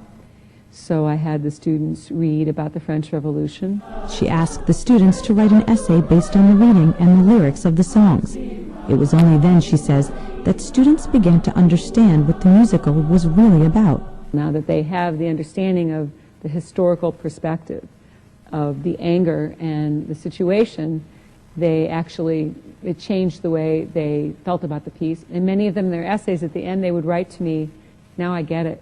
But many teachers were skeptical that this new literacy program was going to help. I'm not a big fan of change. I like to get set in my ways. Andy Donovan has taught earth and space science here for the last 14 years, and he says he's seen a lot of education fads come and go. When they said you need to incorporate literacy into your science classes, how did you take that? Initially, I thought, okay, I'm going to be teaching English now. So are they going to start teaching science for me? I wasn't against trying it, but until I saw some effective results, I wasn't convinced that it was going to make a difference. There was talk at the lunchroom. It was like, why do we have to do this? Penny Knight says some teachers decided to send a rather drastic message when they were given a book to read on literacy. There was a so-called book burning party by some of the older, more negative teachers that are no longer here. None of them are here.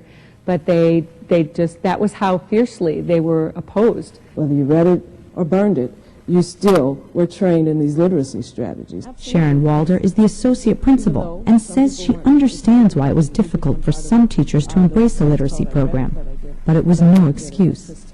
You're trying to change people's habits and their thinking and their beliefs. It's not an easy thing to do. One teacher told me, I don't want to work this hard, and took a job somewhere else. And I said, if that's your attitude, then congratulations, someone else hired you. 2 teachers left on their own accord. 1 teacher was dismissed for insubordination. But for the rest, spring 2001, test time, was when they'd find out if all their hard work would pay off. I went up there to watch them taking the MCAS, and I saw all these kids setting up the diagrams, laying out the thesis, circling the keywords, all those steps that we had done. I thought, wow, this is kind of interesting. But it wasn't until months later that they would get the test results back. By this time, Sue Zakowitz had become the associate principal. She got a call from the Commissioner of Education at the time, David Driscoll. I immediately think that, oh my God, I miscounted the test booklets. And I picked up the phone and I said, hi, this is Sue Zakowitz. And he said, I'm calling to tell you that Brockton High School is the most improved school in the Commonwealth of Massachusetts. And I'm coming to tell all of your students just that. This is a city and a school of champions. But it was what he said after the announcement about the school's improvement that she will never forget. The kids are cheering. And then he looked at the faculty around the room and he said, and it is because you taught them better than any other faculty in this Commonwealth of Massachusetts. And you know what? That's when we had buy-in. Because they saw results. I'm a science guy. If there's evidence to back it up, or I see evidence, or we gain evidence, I'm on board. And we have evidence that this system's working. Happy Friday, VHS! That was a late bell. After the first year of the literacy program, Brockton cut its failure rate in English nearly in half. The next year, Brockton did it again. And today, 94% of students here pass English on the MCAS. And that's gotten the attention of education experts like Ron Ferguson. They have found ways to do some of the things that other folks think can't be done, and it's impressive. Ferguson researches education and public policy at Harvard. He featured Brockton in his 2009 report on 15 exemplary public high schools. He says he was impressed with how Brockton implemented the literacy program. For instance, student work was routinely collected and monitored to make sure the teachers were using the initiative correctly in class. I have never seen that in another school, in any other school. It's just a level of planning and meticulousness that you just don't see. And Ferguson believes that Brockton can be a model for schools around the country. The central ingredient is a small cadre of leaders who won't accept no for an answer. And it's a continuous improvement process where you're never satisfied, you're never finished, and it's understood that everybody's got to play. The best teachers are reflective teachers, people who think about what they're doing in the classroom and think about the impact that it has on their students. Those opportunities for dialogue made me a better teacher. But for the teachers at Brockton, success is best measured by how far their students have come. When I first came here, I never thought that I would ever go to college. But after seeing what the people have accomplished, it really motivates you, wow, I want to do that one day. Fabiana De Pina is from Cape Verde, a small country off the coast of Africa. Almost a third of Brockton students are of Cape Verdean descent. She came to the U.S. when she was 9 years old, speaking no English. But she wasn't exactly thrilled by the intense focus on literacy at Brockton. I hated it at first because it was completely different, something you've never done before. So you're oh my God, why are they doing this to us? It's like torture. But I still use a lot of the strategies we learned for the MCAS now in my classes, and I take high-level classes now. And it's weird, you don't think that you would use those strategies, but you do, and it helps. You know it's good for you, but it's like medicine. Yeah, exactly. So you're a senior now, about to go to college. Excited. Are you the first one in your family? First one in my family, yes. First one to go to college ever. Wow. Yeah. Bye, guys. Have a good weekend. Not only is she going to college, Tapina was one of 250 students at Brockton who scored so high on the MCAS that they qualified for the Adams Scholarship, which gives full tuition to any state college. I mean, is this whole philosophy geared towards just this one test? The answer is absolutely not. This is about good reading, writing, speaking, and thinking, reasoning. These are the skills that kids need to be college ready, to be successful adults. But yes, do we put emphasis on it? Sure, you bet. So today, you've been cited by Harvard as an exemplary school. I know, pretty cool. So are you satisfied? Is that it? No, we're never done. We are never, ever done. Now let's really, tear this apart, use some strategies. I'm putting more of my emphasis on the grading on how did you get there. You can't analyze if you don't know what you're talking about. This was teacher leadership. It came from all of us from within. reading as we have it now was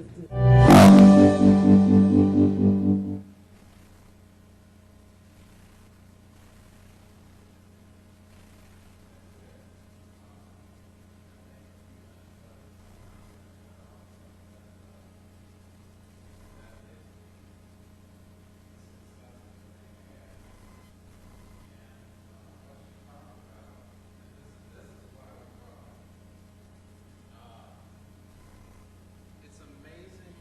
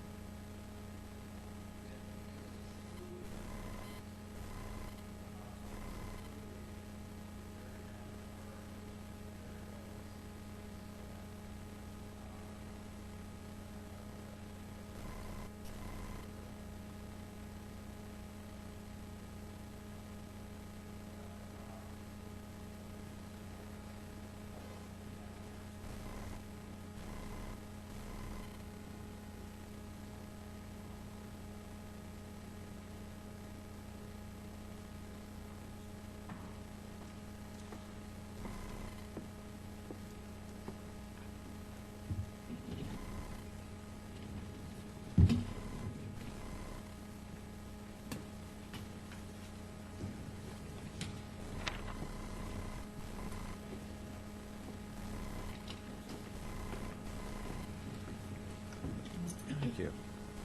Thank you.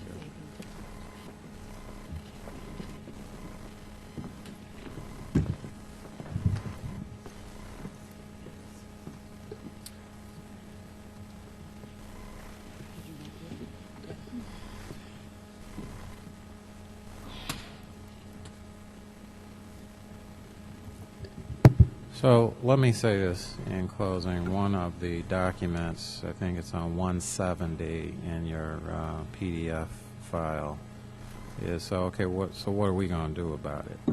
And that was the question that was asked by one of our board members, including our president.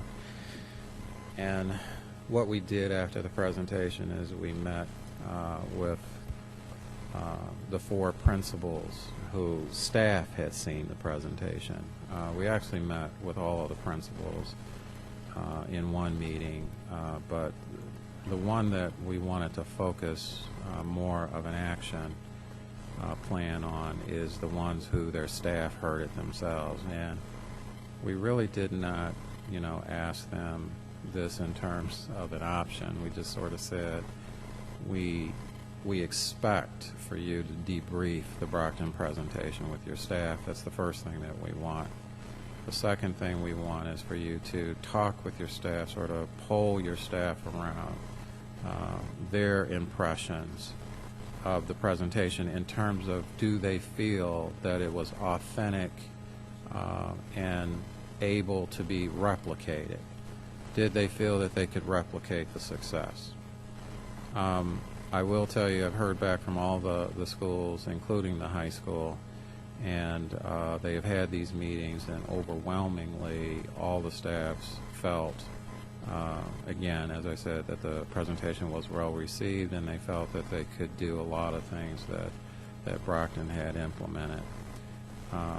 Each and every single one of the high school or schools, 6 through 12, is developing an internal team that will sort of be empowered to drive the school improvement initiative, as far as what we're sort of calling the Crete Monee version of the Brockton model. It is going to require, as Brockton did, a deeper analysis of the school's data in terms of summative and formative achievement data. There is going to have to be a selection of certain standards that have to be targeted for improvement. And I would say step 6 is going to be the most difficult, because this is the one that takes the time, and this is by Brockton's own, by their own story. This can't be done overnight. It's, we could look at their framework and, maybe we'll adopt some of the things, and there may be some things that have to be customized to our state, our set of standards, to our students, and so on. But a teaching framework has to be developed. And what I mean by the framework are the things that we expect of our kids in literacy, especially in reading and writing in particular, is where we're probably going to start. And what is it that we want all teachers or staff to do that would be universal across the school, no matter who you are, what you're teaching? What is it that we want them to do? Once they decide on that, it's training the teachers as they did to deliver those strategies in a uniform fashion with integrity. Set your growth targets. Implement a calendar like they did, because I stated to them, I thought that was one of the most brilliant things that they did, was an implementation calendar, which I'm not going to go into details of why I think is so brilliant, but it's brilliant on many different levels. For observations, for scheduled collection of student work, for analysis, for redesigning staff development as you see maybe weaknesses and what kids are producing versus what needs to be sort of retaught or readdressed by the teaching staff, and so on. The implementation calendar is brilliant. Assessments have to be developed, like the rubrics that they had for all of their assignments. That has to be developed. Then deployed, then you actually have to do it. And that's basically 11 and 12. The only resources that we see have to be done, and there's going to be another board report in November. We were just informed today through one of our local state agencies that school improvement, the school improvement process is going to be uniformed by the state starting next year, meaning even the state of Illinois now is going to require a different way of doing school improvement, and it all has to be the same across the state, meaning it's not left up to you how you do school improvement. It has to be done in a certain context as well as through a certain framework of thinking. Which means, honestly, because of budget cuts, we have cut away from being able to pay for teams to meet after school and do this kind of work. Probably in hindsight, it's been voluntary, and I'm just going to be honest with you, it hasn't been as successful as when it was a paid team. And we can say all we want that, people shouldn't have to be paid to do meaningful work. But the Brockton team was paid because we asked that question, because most of their work was done after school. Sometimes it was even done on weekends. And so, again, if you're just to follow their model almost to the T, it's not unusual in education for extra work to be compensated. And I don't want to go into tonight what I mean by the issue of teacher time and planning. I'd rather address that in committee because, again, I'm trying to be very conscious of the time tonight. But there are some issues. We've already talked to the union about the Brockton presentation, and they have brought up issues to me concerning what they consider roadblocks or hindrances in terms of having the proper amount of time to do the planning, to do the teaching of the staff, and so on. And so some of those things I will be sharing with you. But we think that the initial steps can be done until we get to the implementation stage. That I don't think that we have to be too concerned about it at this actual moment. Basically, that is what we're going to do. I can tell you that where we are with the whole district is we are at step 4 already. We've debriefed, we've polled the staff, we have developed internal teams, and we're starting the analysis of our data.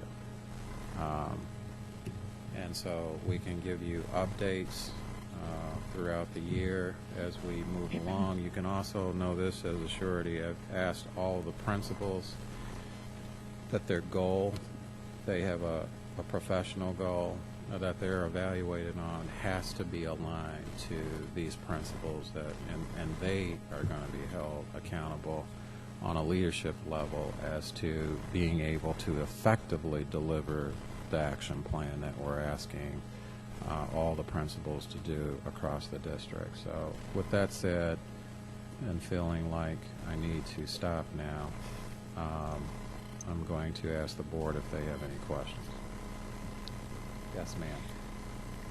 Do you envision this process, especially with regard to 100% of our teachers hopping on board and accepting this, being something that will have to be had through the next contract negotiations, that it's something that, you're on board or you're out? How are we going to address that? And especially, I like this idea of the scripting, especially for new teachers. And is that also something that is going to see a lack of support among, especially some of our more tenured teachers? And is that something that also we're going to have to address in our next contract negotiation? Yeah, unfortunately, I'm being very careful about what I say here since we're broadcasting on television. I do think that, yes, here's what I think. I think that the majority of our staff wants to do the right thing. You would hope that all of your staff wants to do the right thing, but sometimes you find that some people are a little slower to get on board than others. Just as they said in the tape that there were some teachers who resigned, there were some teachers who acted so violently, and she would even went into more detail. That idea of a book burning, that's true. They passed out a literacy book to the staff, and there was a group of teachers that literally organized a party to burn the book. so that it could get back to the administration with a very strong message. If you think we're going to do this, watch and see. That was almost the attitude of some of the staff members. So unfortunately in education there are, some people that actually have that attitude.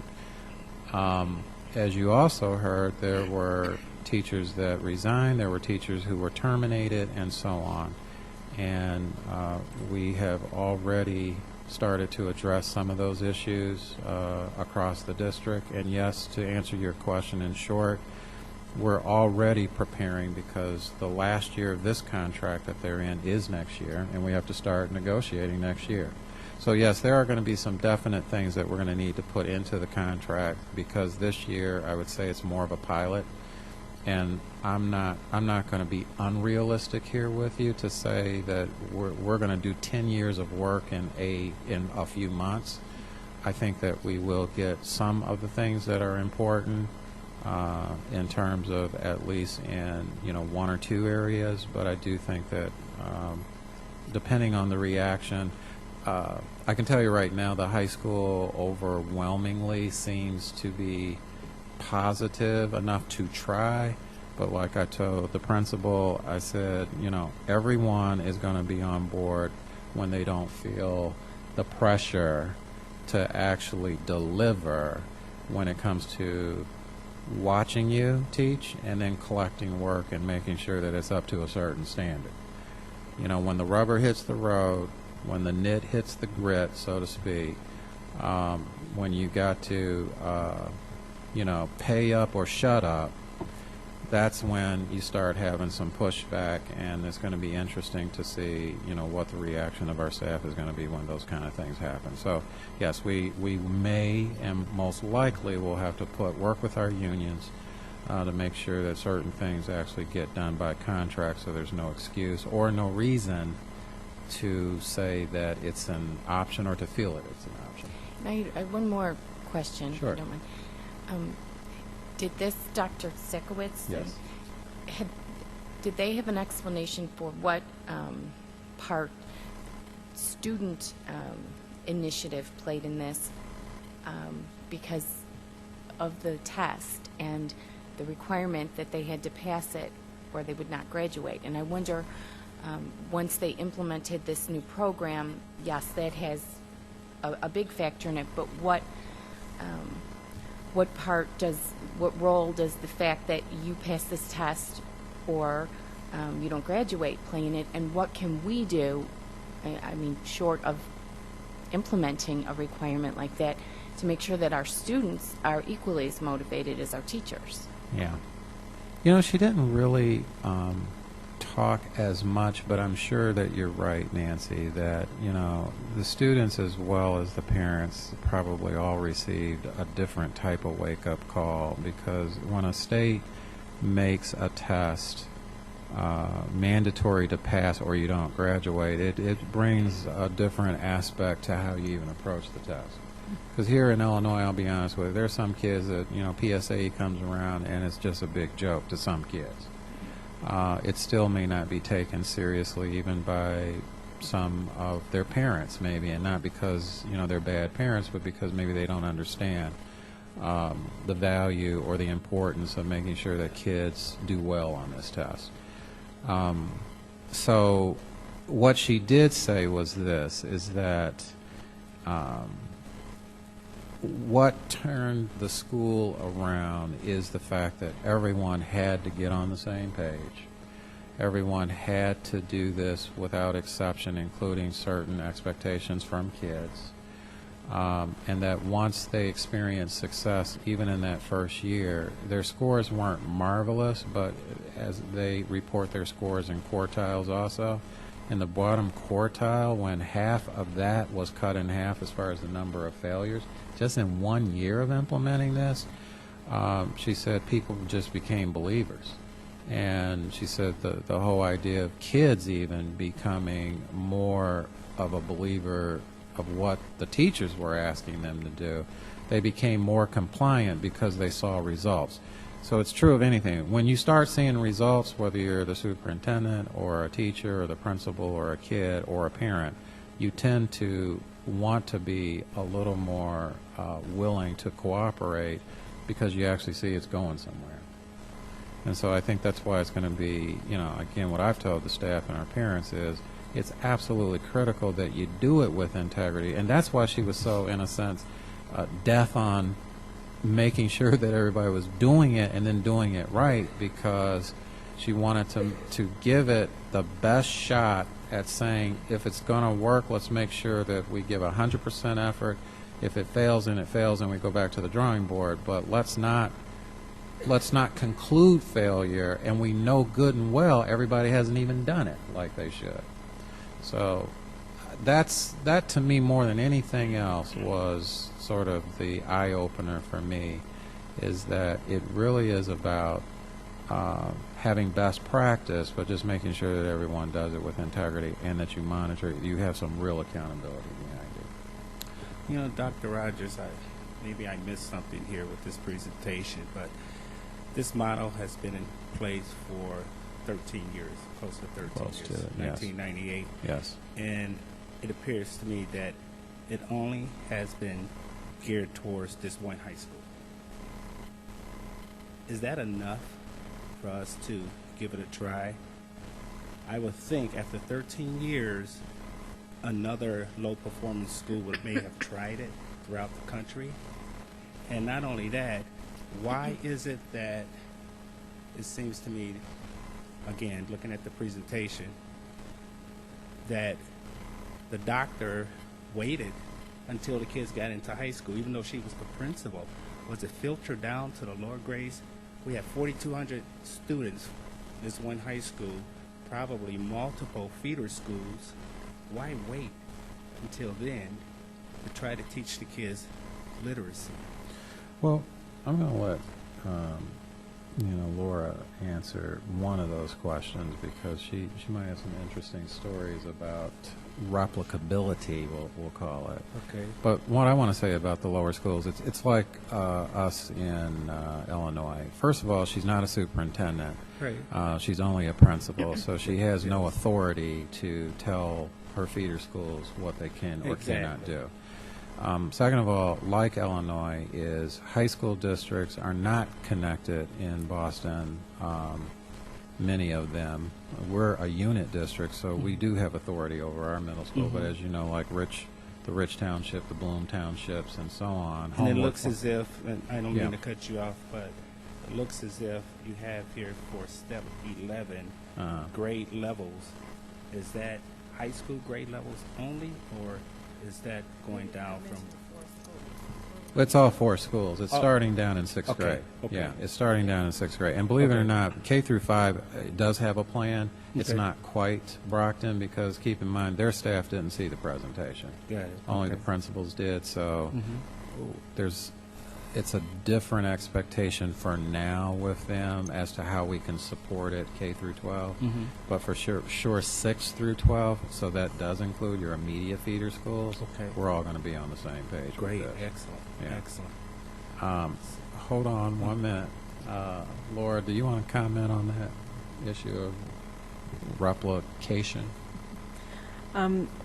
You know, I don't really have any information as far as other schools in the country. I mean, that wasn't a question we asked, but I had the opportunity to pick Dr. Zach up at the airport and take her back, so I had some extra time to talk with her. And she told me a story about a middle school in western Massachusetts that came to visit and spent a day or 2 in their high school. And when they left there, they were so inspired, they stopped at Dunkin' Donuts, the 4 or 5 people that had been there, and on some napkins they wrote their literacy plan.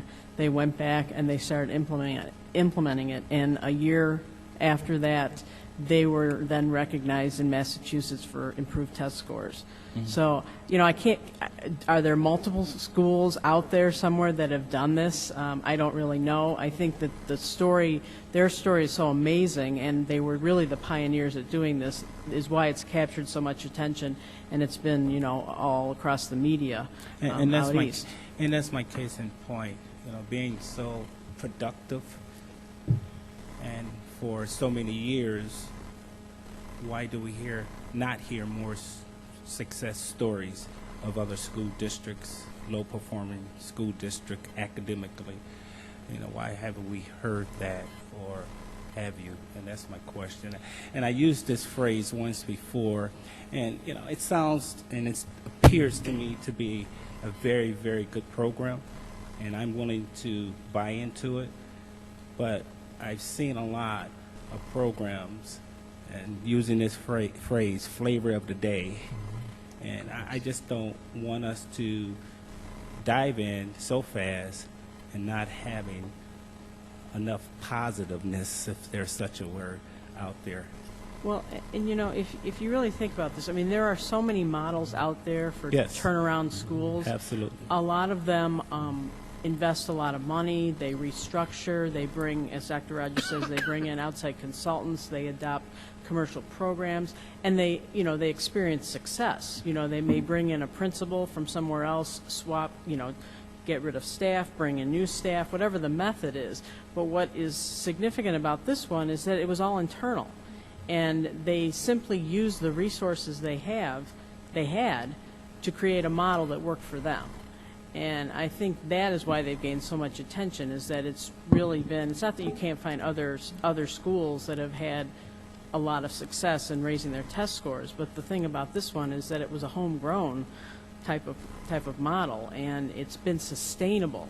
You know, you bring in an outside group, you purchase a program, you do something else, and then you can't sustain it because maybe it was with grant money that you bought it with, and then the grant money goes away and the funding is gone, and then, you know, people lose interest for whatever reason. But the thing about this is that it was an internal thing that has had sustainability because they did it themselves. Okay. And I know you probably would not know this answer, Dr. Rogers or Bob, but it says money to pay the school improvement team. Roughly, you know, I know we haven't got that deep, but do we have any idea what the cost may be to implement this new initiative? We're in the process of costing it out now. So Okay. Right now we haven't promised staff. I mean, we haven't had direct conversation with teachers about payment yet. We have talked to administrators to these 4 schools that says once you have your teams and really decide the scope of the work in terms of when the work has to be done, and if we find out it just absolutely has to be done in some cases after school, we're going to try to do as much of the work on school time. But if we find out that some of this work is going to be done off school time, we're just going to find the money, you know, in the budget, even if that means other things that might be less in priority don't get bought or purchased or whatever. I think it's important to do this. Because I would definitely not want money to be the showstopper. Yes. Okay. Yeah. Can I kind of respond to some of the things that Mr. Brown was saying? Again, Dr. Rogers stated that I was able to sit in on both presentations, and I have to say that I was greatly moved by what I saw, not just as a board member, but as an educator. What Laura, I'm sure Laura and Dr. Rogers knows that when you look at underachieving schools, you tend to see some common factors. One of the major factors is teacher buy-in, the level of teacher buy-in. One of the reasons I believe this program is so successful is because of the high level of teacher buy-in. If you can get that level very high, you're going to see, you know, a great amount of success. Also, excuse me, the focus on literacy. To get the entire staff to focus on literacy is very major. Literacy, when we think of literacy, reading and writing, you're going to need that in every area of schooling, every area of your life. So that's why, you know, to get the whole staff to focus on that, I believe those two aspects of the program are the reason why this program was so successful. Like she said when she was here, it's not rocket science. And you said something about not hearing about other successful There are so many other successful programs, and a lot of them have those two factors, teacher buy-in and focusing on literacy. And when I think about this program versus, like, Laura said, you can go and get this consultant and pay thousands of dollars, when they're saying, look, we had teacher buy-in and we focused on literacy and we paid out an extra whatever it's going to cost just to get teachers to come in on. When you compare the pricing, even when it comes back, that to get that type of a return for just paying teachers to stay extra hours versus thousands of dollars, I will totally buy into this program because of what I know as an educator. This is pennies compared to shelling out money and not getting the results that you need. Like I said, when I saw the video, it moved me because not only it was successful, another major issue is that it has similar demographics as we have here. So when I saw those three factors, I was totally engaged with it and I was totally on board with it, because if that's all it takes, and if our staff can come together and say, you know what, 80% of us are willing to do it, you're not going to get every teacher to say, I'm going to totally buy into it. Some are going to have to see it happen. Some are going to have to see their other colleagues, buy into it, and some are going to have to see some type of success. But that's one of the reasons why I was pushing it. I did, Nancy, get a chance to ask her about parents. Like, did they try to really get parents involved? And she said no. She said, like what Dr. Rogers said, eventually they came around because they saw the success. The kids start coming home and saying, this is what's going on at school. And eventually their, what is that at the beginning of the school year?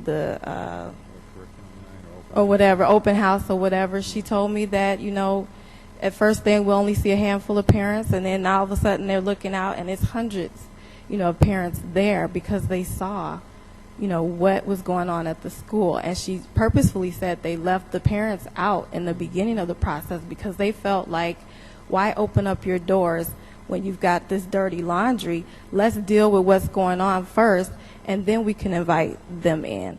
So I just wanted to give you, the reasons why I really pushed it. Just like I said, because of what I know, and some of you, know that I'm getting my doctor's degree and doing the research that I'm seeing, and I'm actually doing it on this programs that are helping our students. So to see this, I was just like, wow. So I'm glad to hear that we're even at step 4 on this process, and that the staff is willing to buy in, as much as they are. And again, 6th grade through 12th grade, this is perfect for those grade levels, because we are dealing with, like Dr. Rogers said, the 6th grade, the middle school is already having their feeder program and focusing on their 8th graders going into the high school. So yeah, that's why I just want to explain that to you. Well, yeah, I agree with you. I think this could be very, very positive in many areas. But I do have, I guess that your explanation kind of led me up to another question.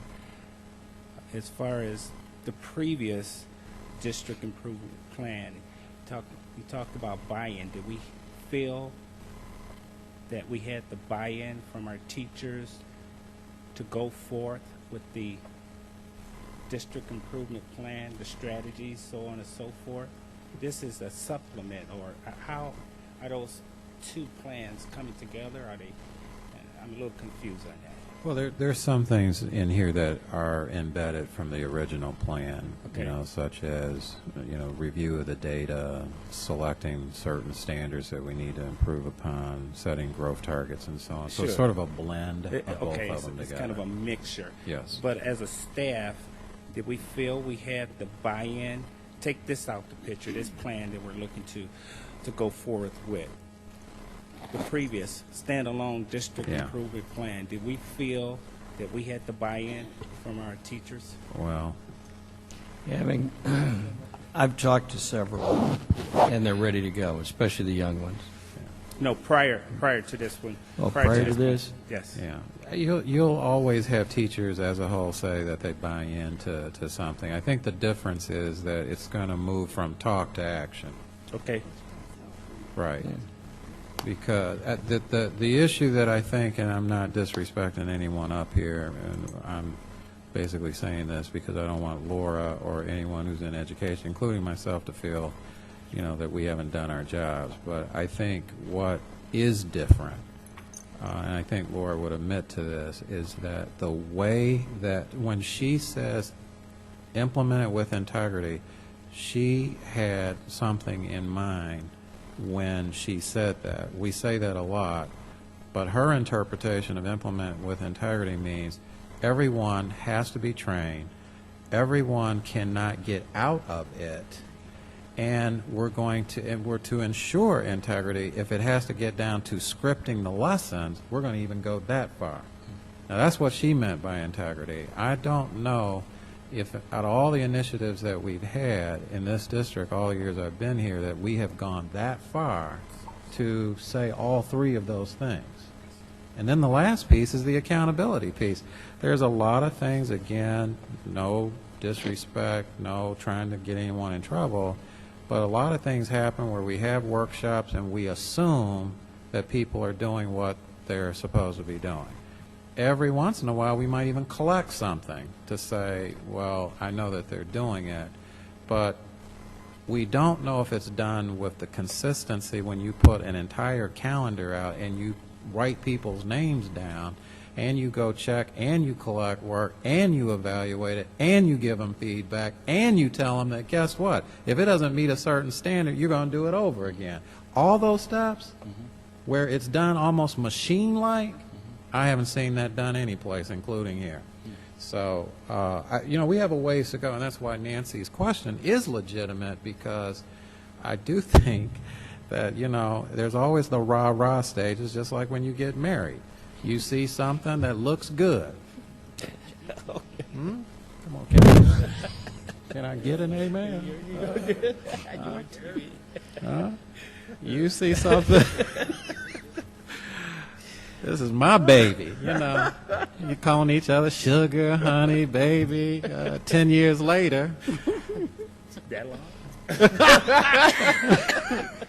Okay, but anyway, we're not going to go there. So our point is this, is that it looks good in the honeymoon stage, but when the honeymoon is over, when you really have to get about the work of living, when you have to get down there and roll your sleeves up and now really do the work and do it with integrity, fidelity, and so on, and you're going to be held accountable, that if you don't do it, there are consequences, real consequences, then it becomes a little less looking like the Hawaii vacation. Now it looks more like real work. I agree. And so it's going to separate the wheat from the chaff. And we'll see what gets planted in fertile ground and what grows and what dies off in the field someplace or on the side of the road. Mr. President, I wanted to make one comment. The first thing I thought, I saw it last week on the internet at the encouragement of two of the principals. They were so excited about it. And I thought to Nancy about the parent piece. And then I had the unfortunate situation during the course of a week or two ago, actually, to see another side of some parent situation. But what I found outstanding was that there is a teacher there, and I'm not going to name that teacher, but she did what this lady did in the beginning of this clip, and I think it does speak to the parent piece, which is that, number one, you have to, and I've said it to you, Dr. Rogers, they come to this school for so many hours a day.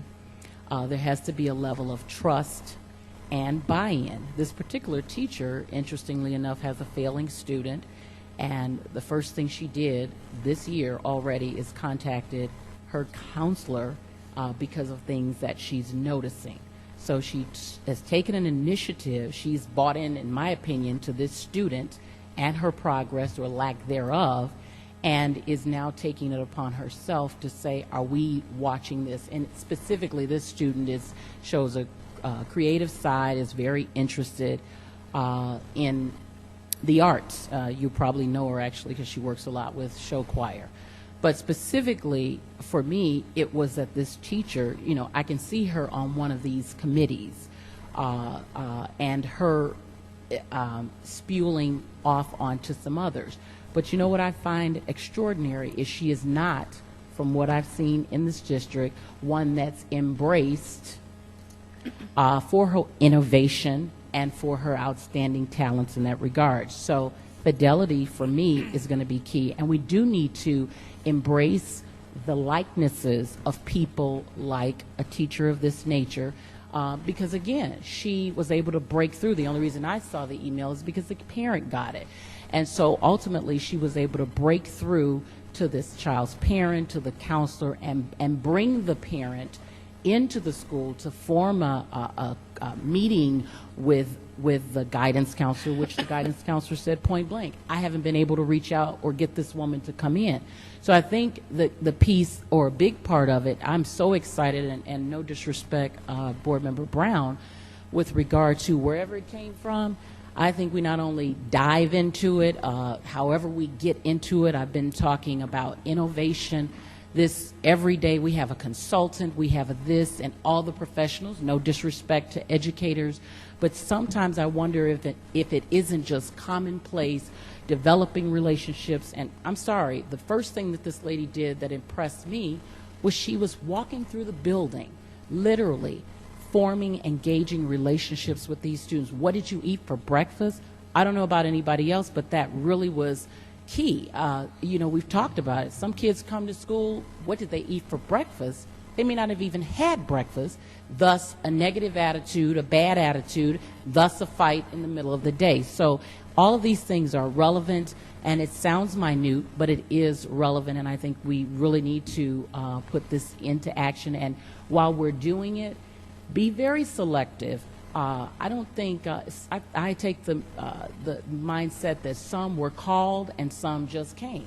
People will flock to this newness, but are you really sincere? And I'm going to say this, I guess, as light as I can say it, but we have programs where instructors stay and work and get paid stipends, and they don't do anything. So I don't want to see these people on committees and there is no evidence or proof that you're really committed, or do you just come in? So let everybody sign up, because you know your integrity is going to be put to the test. You don't just sign up. You sign up and be ready to show up and show out. That's my take on it. I just want to say this one last thing, honestly, that because you brought up a point that I think is very different too, and Laura and I have talked about this. They redefined for me even what a school improvement team is really about. I think our school improvement teams in the past have been, you know, maybe groups of people who get around and maybe they do have good discussions about things. But the dynamic of their team is not just a team that probes and analyzes, but it's an actual team that trains and leads. Those are two extra criteria, and I'm not saying that previous school improvement teams aren't leaders, but when you're forced to say that some of us in here can't just be talking all the time, we're going to have to actually get up and lead our peers by example in terms of showing model lessons, supporting them in their classrooms, working to analyze work, lead discussions around student work, lead discussions around what is it that we need to do differently, and so on. I mean, the thing that was so impressive is she did have a core of teachers. It wasn't everybody, but she had a core of teachers that were that good that when she says it was teacher-led, it truly was teacher-led. Administrators in the beginning, they eventually got on board, but actually the teachers did more of the leading of this in the beginning than the principal himself. You know, she told that story many a time, made that very clear that the principal wasn't all that on board himself with this, but it was the teachers who led the initiative, and it was almost like the administrators, after they had to make a few changes, sort of got on board behind the teachers. And so it's just, again, it was just impressive because of who their staff was and the commitment that they made in it. It doesn't mean that you got to have special, you know, brilliant scientists but you do have to have a core of committed people who are going to be the leaders and the trainers and the people who will challenge each other to make this thing be right. Yes, right.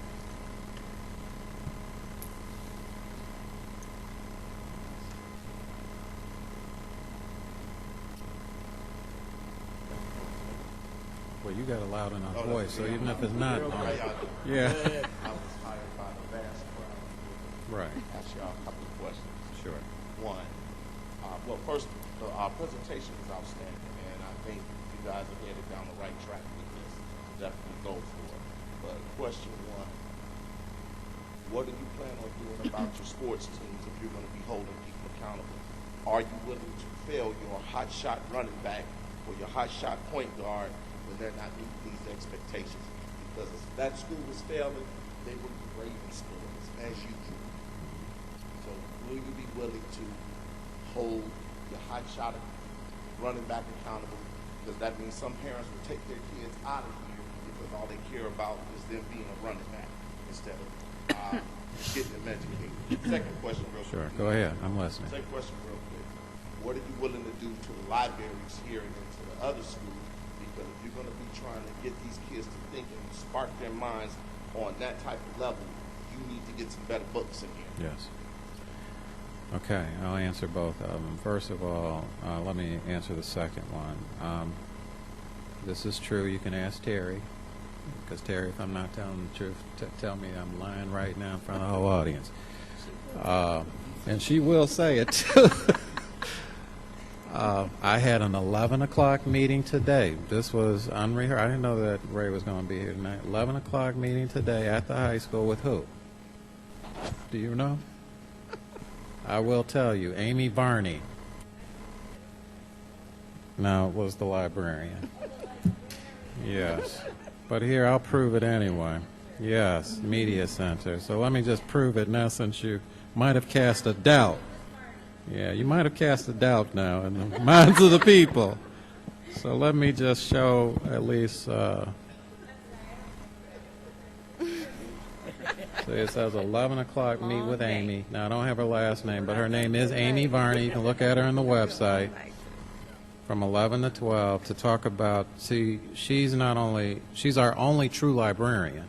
Everyone else is a library aide, and I talked to her about, I like the, she's brand new.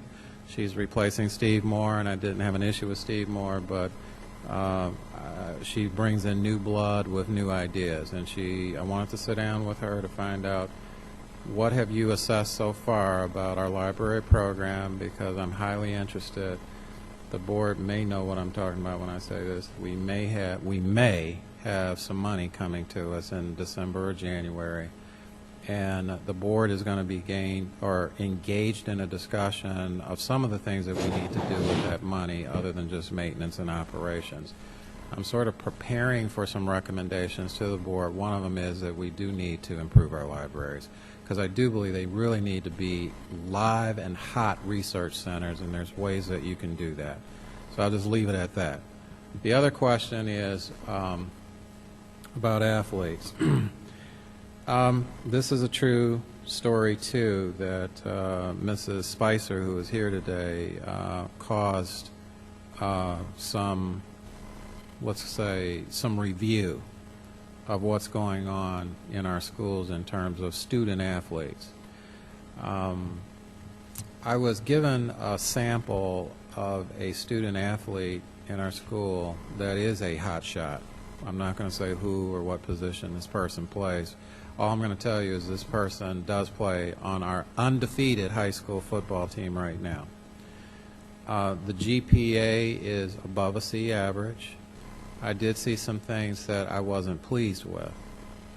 Now, I want you to understand clearly, the GPA fits the ability to play, but I asked some very specific questions. What are we doing to erase some of these issues here that are clear deficits in the academic program of this child? Because I said, if this was my child, I would not be pleased at what I see, even though he has, you know, enough of an average to play. And how do we help this child during season and after season because what I notice is when the season is going on, first semester grades are great, second semester grades aren't. It's almost a direct correlation. I'm not going to tell you everything that we talked about. All I'm going to tell you is that we got to have a plan in place, because as success happens, there is a certain magnifying glass that's going to be put on the program. And I just refuse to have a school that's known for, I mean, success on AFLA is great. I mean, everyone is enjoying it. But if we're producing, in a sense, excuse the crudeness of this, if we're producing dummies that still cannot read, write, or compute or reason beyond high school, we have failed these kids. I refuse to use these kids to bring glory on one side of the equation and not be honorable in their academics is what we're really all about. I refuse to do that. So I'm paying more attention because, in a way, I'm sort of being forced to pay more attention, because attention is being brought to the program to such a degree that more analyzation, almost down to a student-by-student degree, is happening here in terms of, are they eligible for college? What are we doing in terms of making sure that they're scholar athletes? How are we recognizing them? How are we supporting them? How do we work with their parents? How do we communicate? It's becoming more and more important. And I'm growing just like everybody else. I don't want you to think I was not concerned prior to this, but things happen that just bring things to your attention that make you realize, guess what? There's more to this than what you see, so therefore you're going to have to be a little more involved in what's going on to make sure that your program, again, has integrity. So we're working on it. And I would like to say, I would like to see some of that $20,000 that was made go into getting some books for the library. Just really quick, what's unique about our district versus this high school is that we are using multiple schools. So it was a little bit easier with one high school and you know, the staff. Are we creating a district level leadership team where, you know, the individual school leadership teams are coming together possibly to share the progress, or are we connecting it at all district-wide? I'm going to let Laura answer that, because, again, the planets are aligning here, and she can tell you about a 9:30 meeting that was on my calendar with OCI. was on mine too, yeah. Yes, which was called what? The Rising Star Project, which demands what, Laura? That we have a what? A district leadership team. That we have a district leadership team. Oh, my God. Okay, well, go ahead and explain it to her. No, not yet. Let's not go. I think Dr. Rogers mentioned this earlier, that the state is next year going to this statewide template for school improvement, but also for district improvement plans. So the plan that you voted to update tonight, next year when we go to do a new one, we're going to be under this Rising Star template, and it much different. And so one of the requirements is that we do have a district leadership team, and what you do now for both district and school improvement is that you are looking at indicators. So the template, it's a national template that Illinois has adopted, and it has indicators at both the district and the school level, and then as improvement teams, you do an analysis of where you are on these indicators, and they're all research-based, and then you pick 3 or 4 that your plan is going to focus on. So this morning we met at 9:30 with our representative from the regional office out of Joliet, and started to talk about next steps for us. This year we're actually going to start it as a pilot, get a year ahead of it, and then next year it's going to be required by every district in the state of Illinois. There was one more comment out, Vivian Covington. Mayor Covington? Yes, ma'am.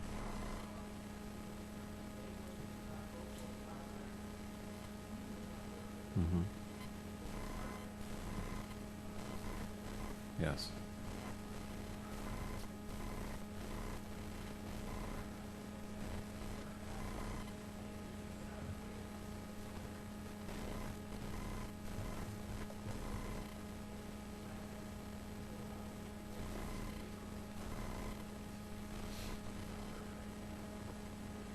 Yeah, I agree. What I'm going to actually asked of you too. We will take that suggestion very seriously. Actually, again, in this meeting, again, no making this up. We talked about library partnerships. Now, I will admit, the only library that came up was Crete's library, because Crete has shown some evidence of reaching out to us.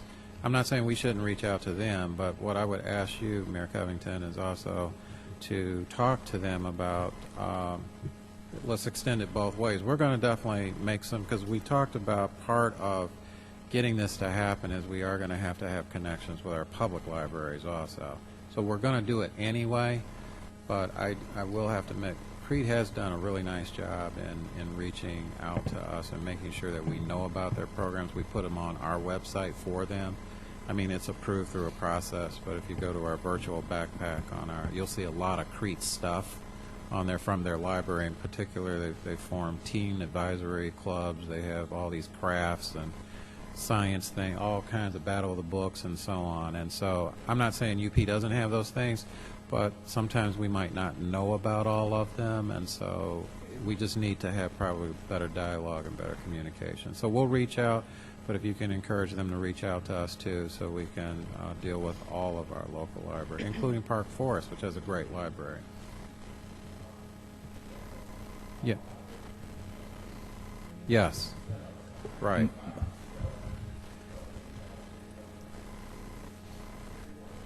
Exactly, and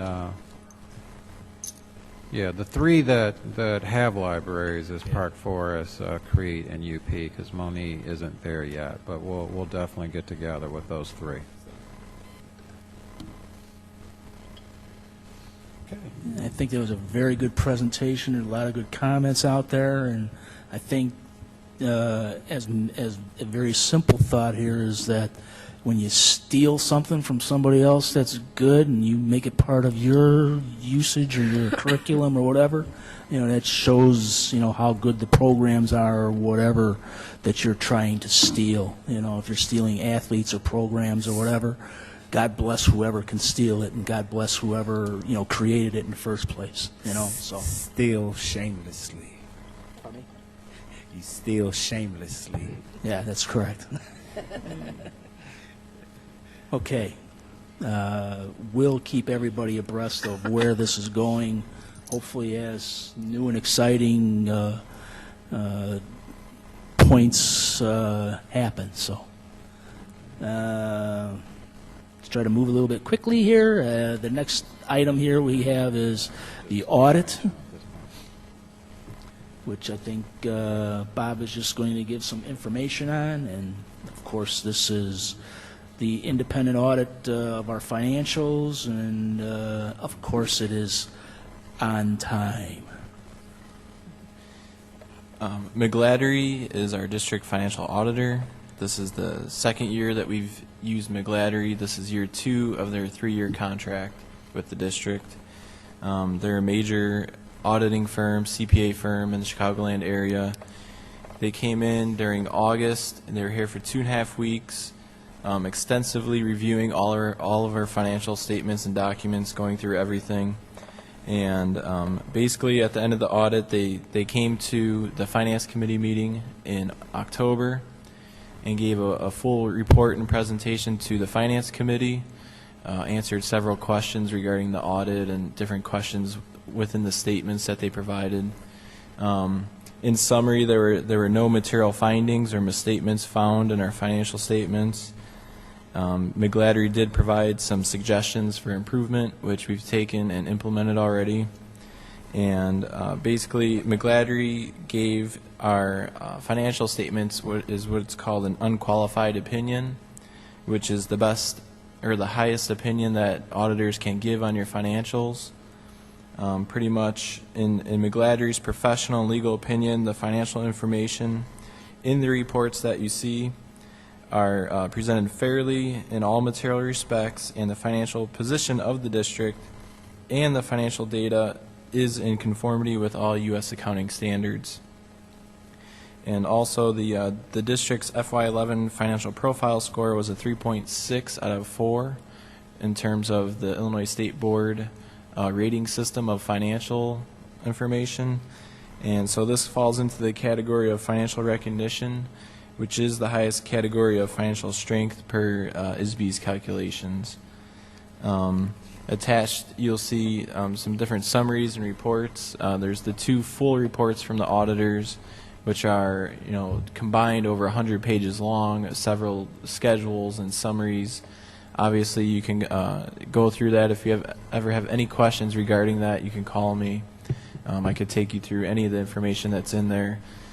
A lot of the audit reports, it's standard accounting terminology, and they have to report it in a very standardized format. A lot of the times it's not very easy to read, but with a little explanation, it does make a lot of sense. But overall, it was another successful audit. And McGladdery feels that we have strong internal controls. They're stating in their statements that we have good internal control. Our financial information is very accurate and reliable. And it's just, it's good for the board and the community to know that based on, this type of opinion, that the financial management of the district is in order. And this is, an independent third party who's coming out and professionally analyzing all this documentation very closely. And, in their final opinion, they're putting in writing that they feel that everything's in order.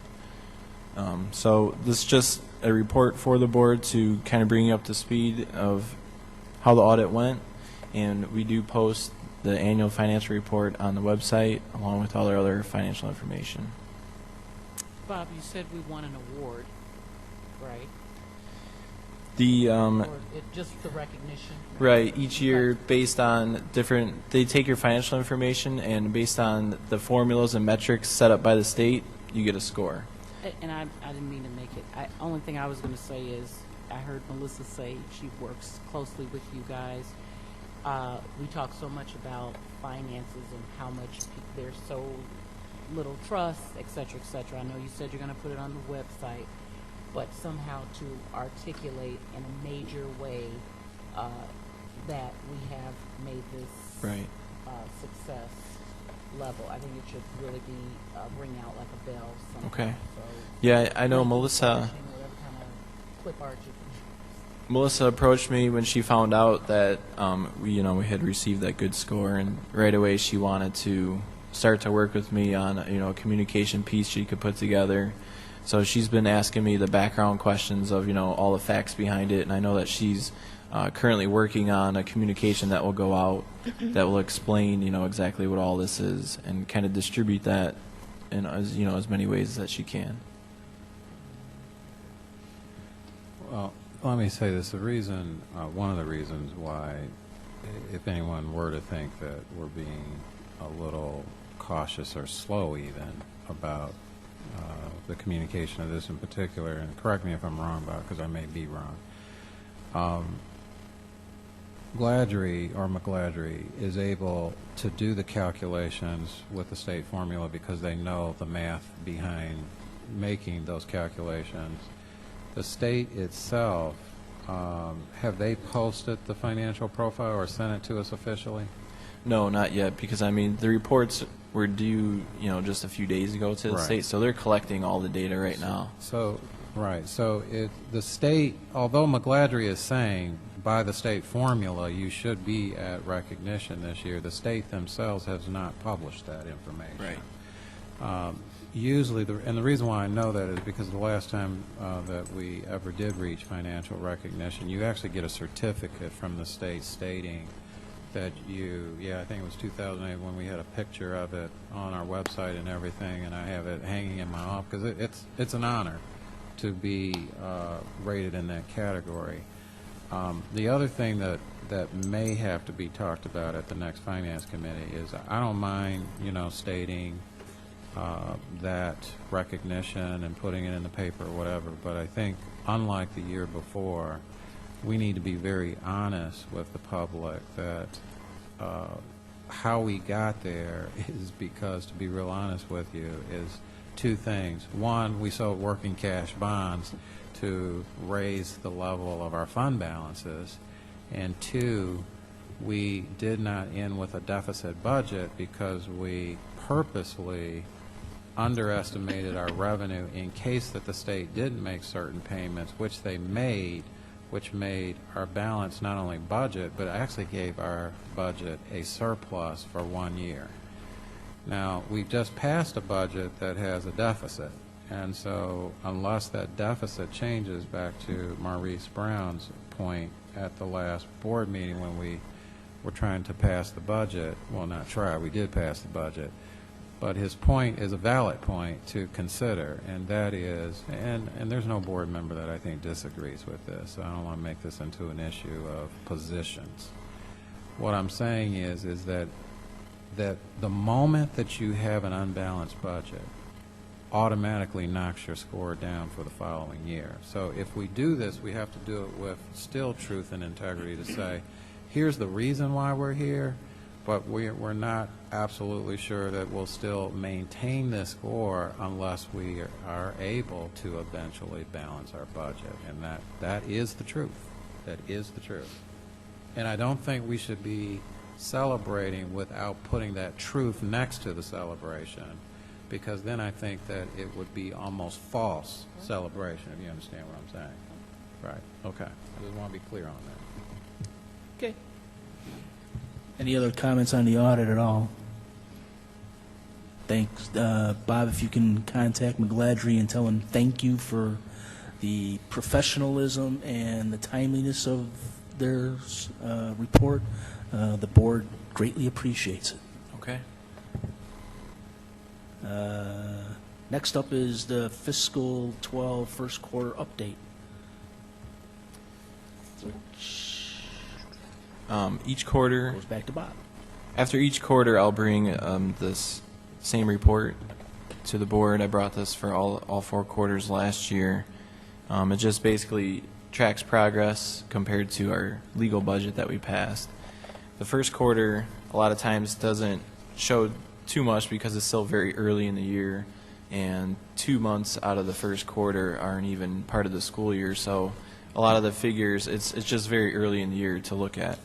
But based on what we do see and you know, the numbers that have been coming in for the last 3 months, everything is trending as planned. We're on track to, you know, stay within our budgeted amounts. And also, very soon will be time to put together our 5-year forecast that we do each year. And so that will be in the month of November. We'll start work on that and possibly present that in November or December in terms of updating our 5-year forecast, showing where we're trending compared to budget, and then looking, you know, where do we think we're going to end up for this year and then the following few years after that. As of October 1st, the state has actually paid all of its bills for FY10 and 11.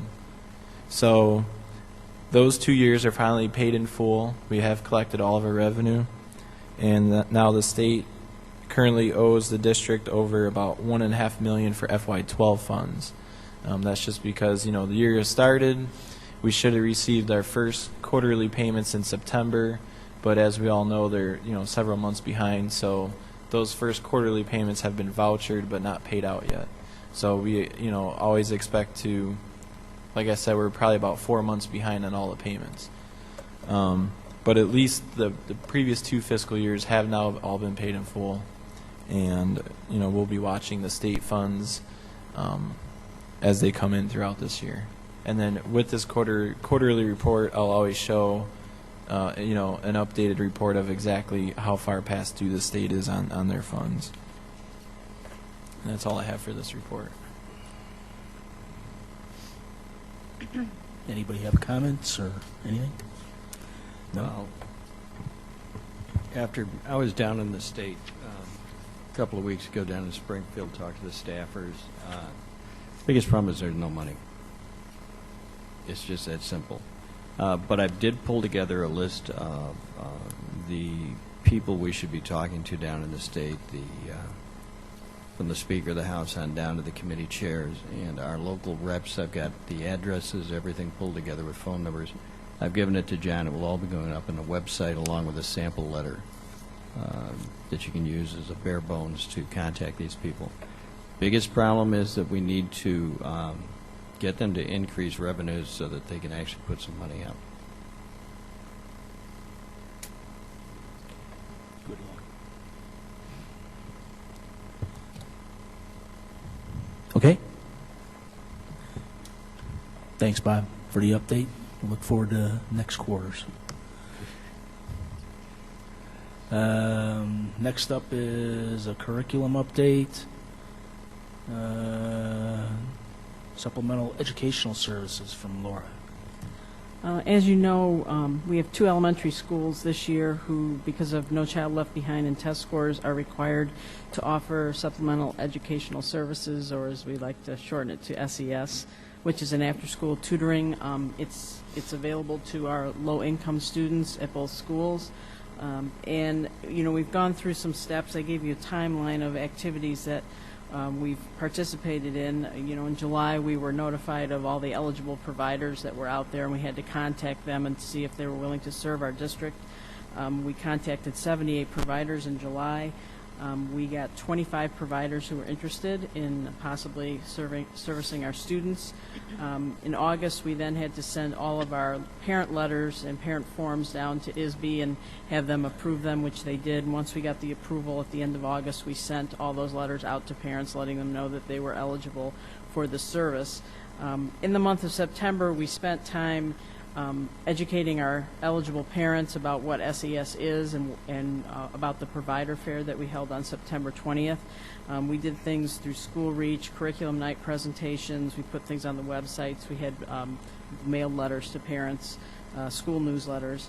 And then on September 20th, we had our provider fair. We had about half of our vendors show up and set up a display table. And we had 41 parents that came to meet with the providers and find out more about their programs. And then all of our eligible parents then could turn in a provider selection form to us, and those were due on October 3rd. And then Barb and I have spent the last couple of weeks collecting those, sorting them, putting people, categorizing them by first, second, third choice. Then we had to contact all of our vendors again to say, okay, if you have this many students who are interested in you being their tutoring provider, are you still interested in servicing them? And then we had to get responses back from them. And to date, right now, we have 89 students who will be participating in SES starting at approximately November 1st, and about 12 providers. So what we're going to be doing now is sending out letters to parents letting them know which tutoring service they're going to be matched up with, and then we will be filling out and signing contracts with each of our vendors for those services. So all that will be happening in the next couple of weeks. So I wanted to keep the board updated on that, since it is a new thing for us, and I think it's something that our kids are going to get a lot out of, because the providers seem to have some very interesting and exciting programs, and they really have generated a lot of excitement among our parents. Laura, I believe we had, if my memory serves me right, say 20% of the Title I funds is used for this program. I believe is that the $120,000? I believe that's what we It actually turned out to be a little bit more than that, because we got an increase in our Title I money. It's now about almost 200,000, 195,000. Okay, so we're looking to have 2 sessions? Yes. Mm-hmm. Okay. So obviously, what does a session consist of? What, the same time period? Like we have a month and a half, almost 2 months. Right. Most programs run about 30 hours. Oh, about 30 hours. Yeah, that's and our per pupil allocation is just over $1,000 per student. Okay. So we are able to service with our 20% just under 200 students. Okay. So we're getting close to almost half of those in this first session. And then what we'll do is we'll come back after winter break. We'll start up again, go through exactly the same process, and we'll run another session in the late winter, early spring. And then if we have any money left over, we can put in a waiver to have the funds reallocated back to the general Title I funds, but we have to show that we've taken certain steps throughout the year, one being that we have 2 sessions. Okay. So, for example, if one of these students that requires tutoring and we run out of funds and it's on the parent at that point, right? To Correct. pay. But if the parent cannot pay, what do we do? Or do we just take hands off at that point? And At leave that it up point, to- unfortunately, at that point, we're At that hands off, point. yes.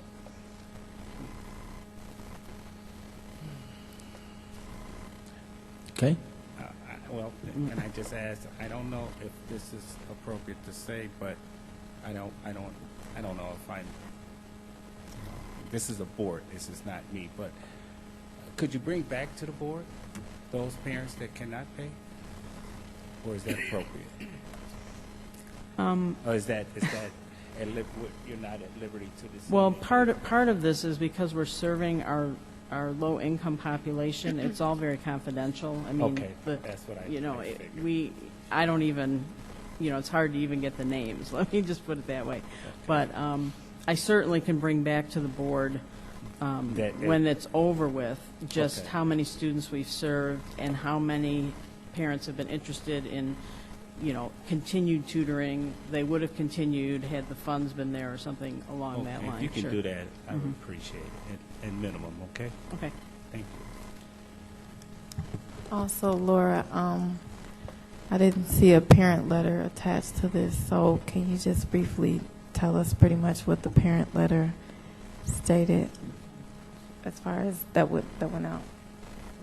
I can get you a copy of all the Okay. documents that we sent out. Okay, thank you. Anything else in regards to this? We'll move then on to the Freedom of Information update from Mr. Elrod. My report consists of one request of 6 items dated September 23rd, 2011 from a Jennifer Schaefer. The 6 items she requested are relative to our most recent contract that was let in a bid process. In Illinois Central Bus Company was the ultimate awardee.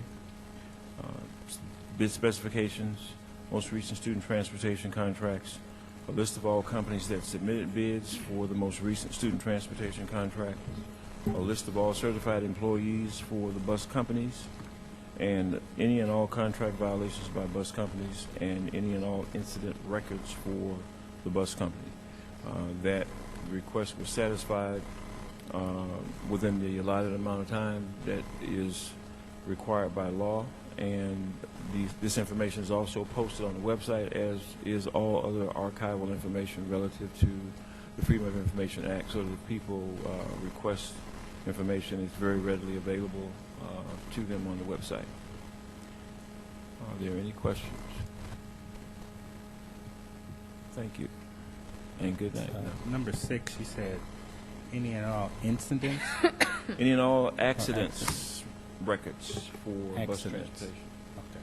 was also requested. Okay. All those items are a matter of public record. Okay. Thanks. You're welcome. Anything else? If not, then we'll move on to any old business. No old business. We'll go on to new business. 2 announcements. One is the board would have gotten this in an FYI this week because it just happened over the weekend. I don't know if you've known, it's public record. To me, it's public record. We had a football game on Friday where we played, I believe it was Rich South. We won the game. We are now 7-0. That's not the 8-0. I'm sorry. We're undefeated. That's not the story. The story is that there was an incident at the end of the game where it looked like there was a couple of Rich South students. I'm not afraid. I'm very careful about what I'm saying because it is public, so we're not trying to reveal identities. But there were a couple students on the football team from the opposing team that were totally out of order in terms of wanting to fight our students. Received an email over the week. I was at the game, but I didn't stay for the last few minutes because I just didn't think we were going to have a problem. But I did receive some emails over the weekend telling me that there was a problem and there were certain things that I needed to address first thing Monday morning, which we did have George Elrod investigated by interviewing the coaches, as well as we looked at tape and all of that. I did put a call in to the superintendent over at Rich Township. We did connect later in the afternoon and developed a plan. She did admit that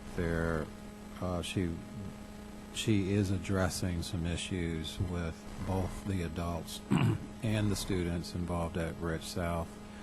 I can't go into detail publicly as far as how she's addressing it. I can do that with the board and an FYI. But what we decided when it was all said and done is that we are playing Rich East this weekend on Saturday, and unfortunately we're going to have, and this is by both of our suggestions together, we are going to have police to escort our team onto the field and off the field. And we are also going to make sure that our fans come in a separate entrance and leave out by a separate entrance. The only thing that we can't control with the fans is once they're let out, even if it is a separate entrance, they have the right to park anywhere they want to and go anywhere they want to. They're adults. So we hope there's not going to be any fan issues, but the main thing is we want our students and our coaches to be protected, and that's what we felt that we need to do as of right now. I did also hear, we're still investigating this, that one of our parents' car was actually damaged by one of the high school students from the opposing team. I need to verify that because some of these things may have to be just handled by law enforcement. There's nothing that we can do to the student because the student wasn't ours. But if we find out that that's true, then we are going to continue to suggest to that parent and to the other district that we're going to turn certain things over to the police, and if it becomes a police matter, if the parent wants to press charges, if we can verify that this actually happened, then that would be up to that parent. So I will say that our students did display exemplary behavior. There is one player that we may have to speak to because there might have been evidence of some jaw-jacking that was going on between players, but the behavior that we saw from the opposing team was totally inappropriate, and it's been dealt with at the superintendent level, so that we do have a plan for this Saturday to make sure that there's no incident with our students or our coaches. I will still put it in an FYI to you this week prior to the game, because as we finish out the investigation, it's not totally complete. As I said, I want to find out about this parent's car, and Mr. Elrod still may find out some things that we actually still may need to do on our part. I am delivering the videotape to the superintendent at Rich Township this week. She wants to see the tape herself, but as I said, she is planning on dealing with several students and some of the adults. She did admit to me that there are some reasons to deal with them. So I think that she is basically saying she understands that there's some things that she needs to do on her part. Dr. Roberts, Yes, if I may add, being in attendance to the game at Rich Central, if you're speaking to the superintendent, I know 2 years ago I wrote a letter to the superintendent, I forget his name back then, the acting. Yes, Howard Hunting. And he wasn't, as receptive. But there is kind of a, I don't know what the wording would be, but it's an agitation even by adults. Being at Rich Central is not a healthy place. The first year we had a student, or 2 years ago we had a student to fall, and there's a matter of respect when a student falls or is hurt. The announcer, so can you just please say something to them about the announcer They're not very warm. I can understand we're in a competitor sport, but there are certain things you just don't say. I'm surprised at the Rich Central game. It was Rich Central 2 years ago. It's Rich Central again. The announcer has no respect whatsoever for the sportsmanlike conduct, and especially over the PA system. So I would really appreciate it if you could say something. I mean, our kids were falling or had been hurt, and there were not, take them down. He's out of here. I mean, we don't want anybody to be hurt, and so somebody can review tapes. It just wasn't healthy and responsible. So Okay. I'd like that mentioned. Yes, ma'am. The second announcement is just, I'll pass this out to you as we close today, but one of the successes, if you want to call that, for this year, we're already beginning to build some successes already, is that we worked with our union last year to get them to agree to, because it's a contractual thing, believe it or not, that teachers had to negotiate the use of family access to go lower than 6th grade. We were able to work with the union to get teachers to agree to use family access in grades 3, 4, and 5 now. It will not start until after the first quarter, because by the agreement that we made as an addendum to their contract, that they have to be given the first 9 weeks as a trial period where the grade book is not open to the public, so that if they make mistakes, they have chances to learn and correct them. Plus, there's a certain amount of staff development that had to be done or given in order to make sure that once it's rolled out, that once it's open after the first quarter, that parents can expect to see grades posted and so on. We're going to make a heavy blitz on this in our K-5 buildings. I'm going to give you a copy of the postal card that's going home to all parents this week, telling them, announcing this for grades 3 through 5, and we're going to actually set up sort of help desk in each of the K-5 buildings, with the exception of Coretta Scott King, only because Coretta Scott King has been using this for several years prior to any union. It was just a part of their school, so they already do this. But the other 4 elementaries, we're going to have the labs open. We're going to reissue user IDs and passwords in case parents for whatever reason did not get the letter, which I don't believe that, but they might have misplaced the information because we've already sent it to them and so on.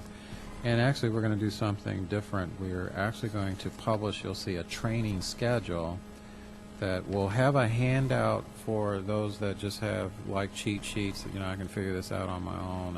If you just give me some documentation, I can figure it out.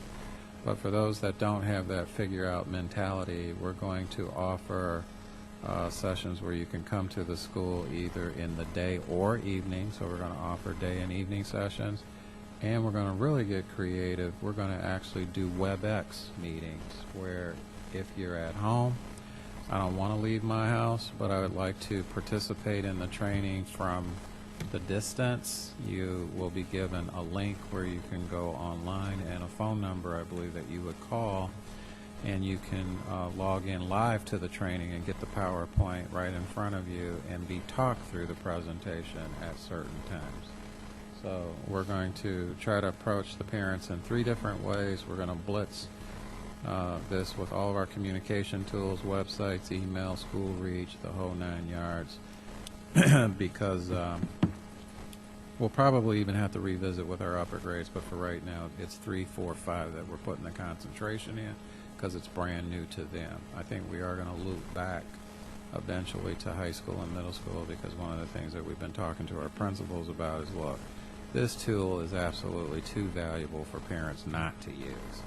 And if parents aren't using it, we've got to find a way to talk to them, reach them, advise them, counsel them, do whatever it is that we need to do, short of providing internet access, if that's the issue. So if they don't have it at home, We're even trying to work out a deal with Comcast because they're in the process of doing a nationwide initiative of giving people who are on free and reduced lunches internet access for, like Netflix, I think $9.95 a month, plus giving them the ability to pay for a laptop for only $149 on a payment plan on top of that. So we're working with Comcast. We don't have all the details yet, but once we get it, we're going to announce that to our families. Again, we can't force anybody to do it, but if that's well, I know it's true, but I just got to make sure, is it going to be true for our area? Comcast is trying to make this as accessible to parents as possible to have internet access and to have a laptop. So, John, as a parent of CSK, I would ask that you, even if it's not done at CSK, but to open it up to parents, even just in a district, even at the high school, middle school, even if it's the webinar, that they will have access, because even though it's been in implementation for a while, you still have parents, even myself, I've had some issues with Skyward.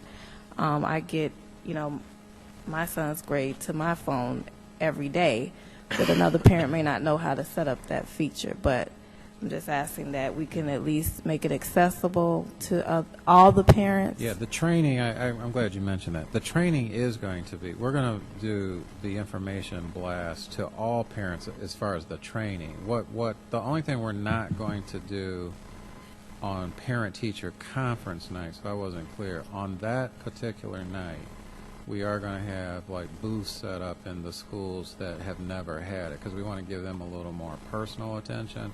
But we will publish the training schedule, and I even think the card is going out to everybody, not just the new schools. In fact, I know it is because it says family access for grades 3 through 12, so they're just going to remind everybody again about it, and then we'll give them information about the training in case people want brush-ups. Any other new business? If we do have a need to go into closed, so I need a motion to go into closed. Moved. Moved by Mr. Heisel. Second by Mrs. Stockton. All those in favor of going to closed signify by saying aye. We have to Opposed, state, no. we got to state the reason. I'm sorry. Yes, and state the reason. I'm just Number one. actually it's number 1 on the Open Meetings Act exceptions with the to talk about the performance of specific employees of the public body. No? Anyone no? Huh? You taking roll call? Oh, gonna take the roll. You take the roll, Secretary. Mrs. Sanders? Aye. Mrs. Stockton? Aye. Mr. Brown? Aye. Mrs. Coletti? Mr. Heisel? Aye. Secretary? Aye. Mr. Rose? We are now enclosed. Yeah. It's only me and the board in close, and I promise you that I will try to keep it as short as possible. Now, you may decide to stay later, but that'll be up to Mark Rose.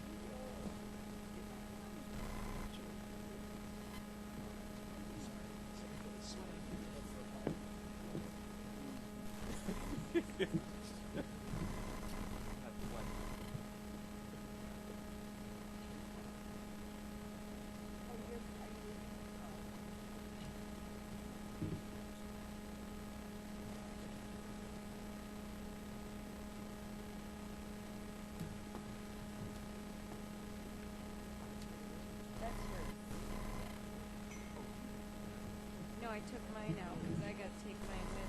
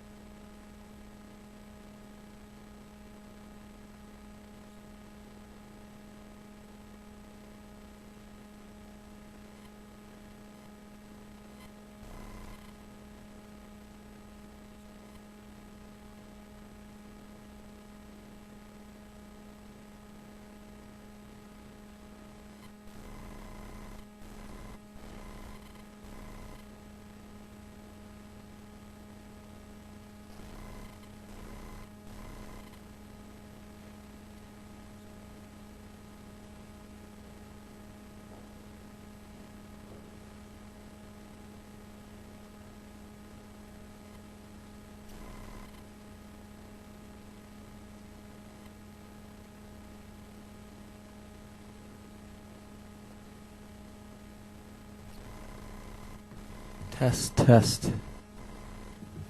Test, test, test.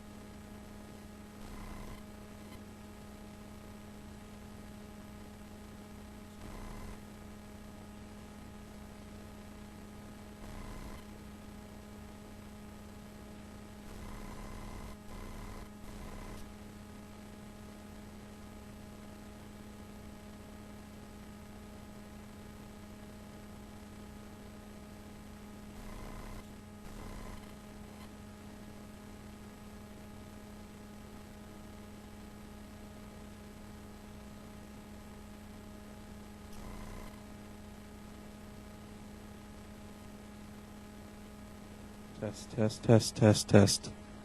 Test.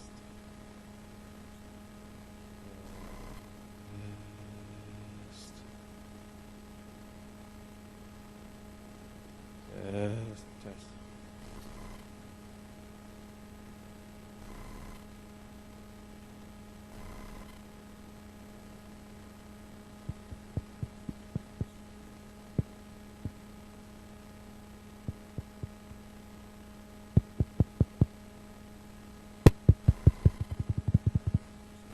Test.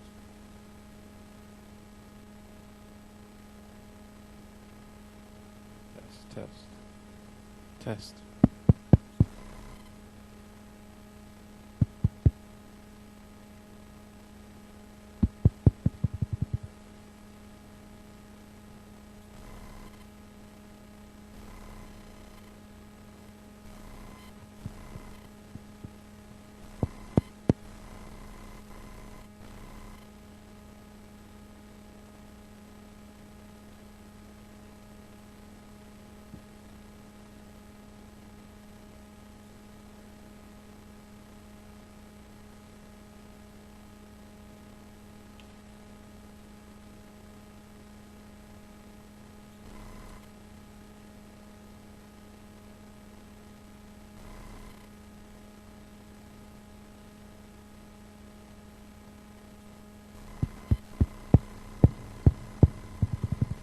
Test.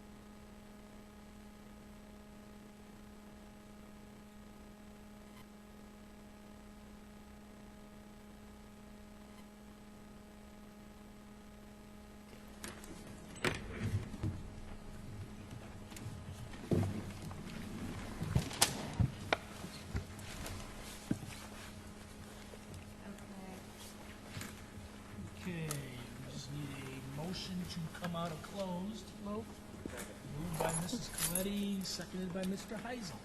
All those in favor, signify aye. Aye. Opposed, no. Abstentions, none. Need a motion to adjourn. Moved by Mr. Heisel. Second. Second by Mrs. Stockton. Yes. All those in favor, aye. Aye. Opposed, no. Abstentions, we are out of here. Thank you very much.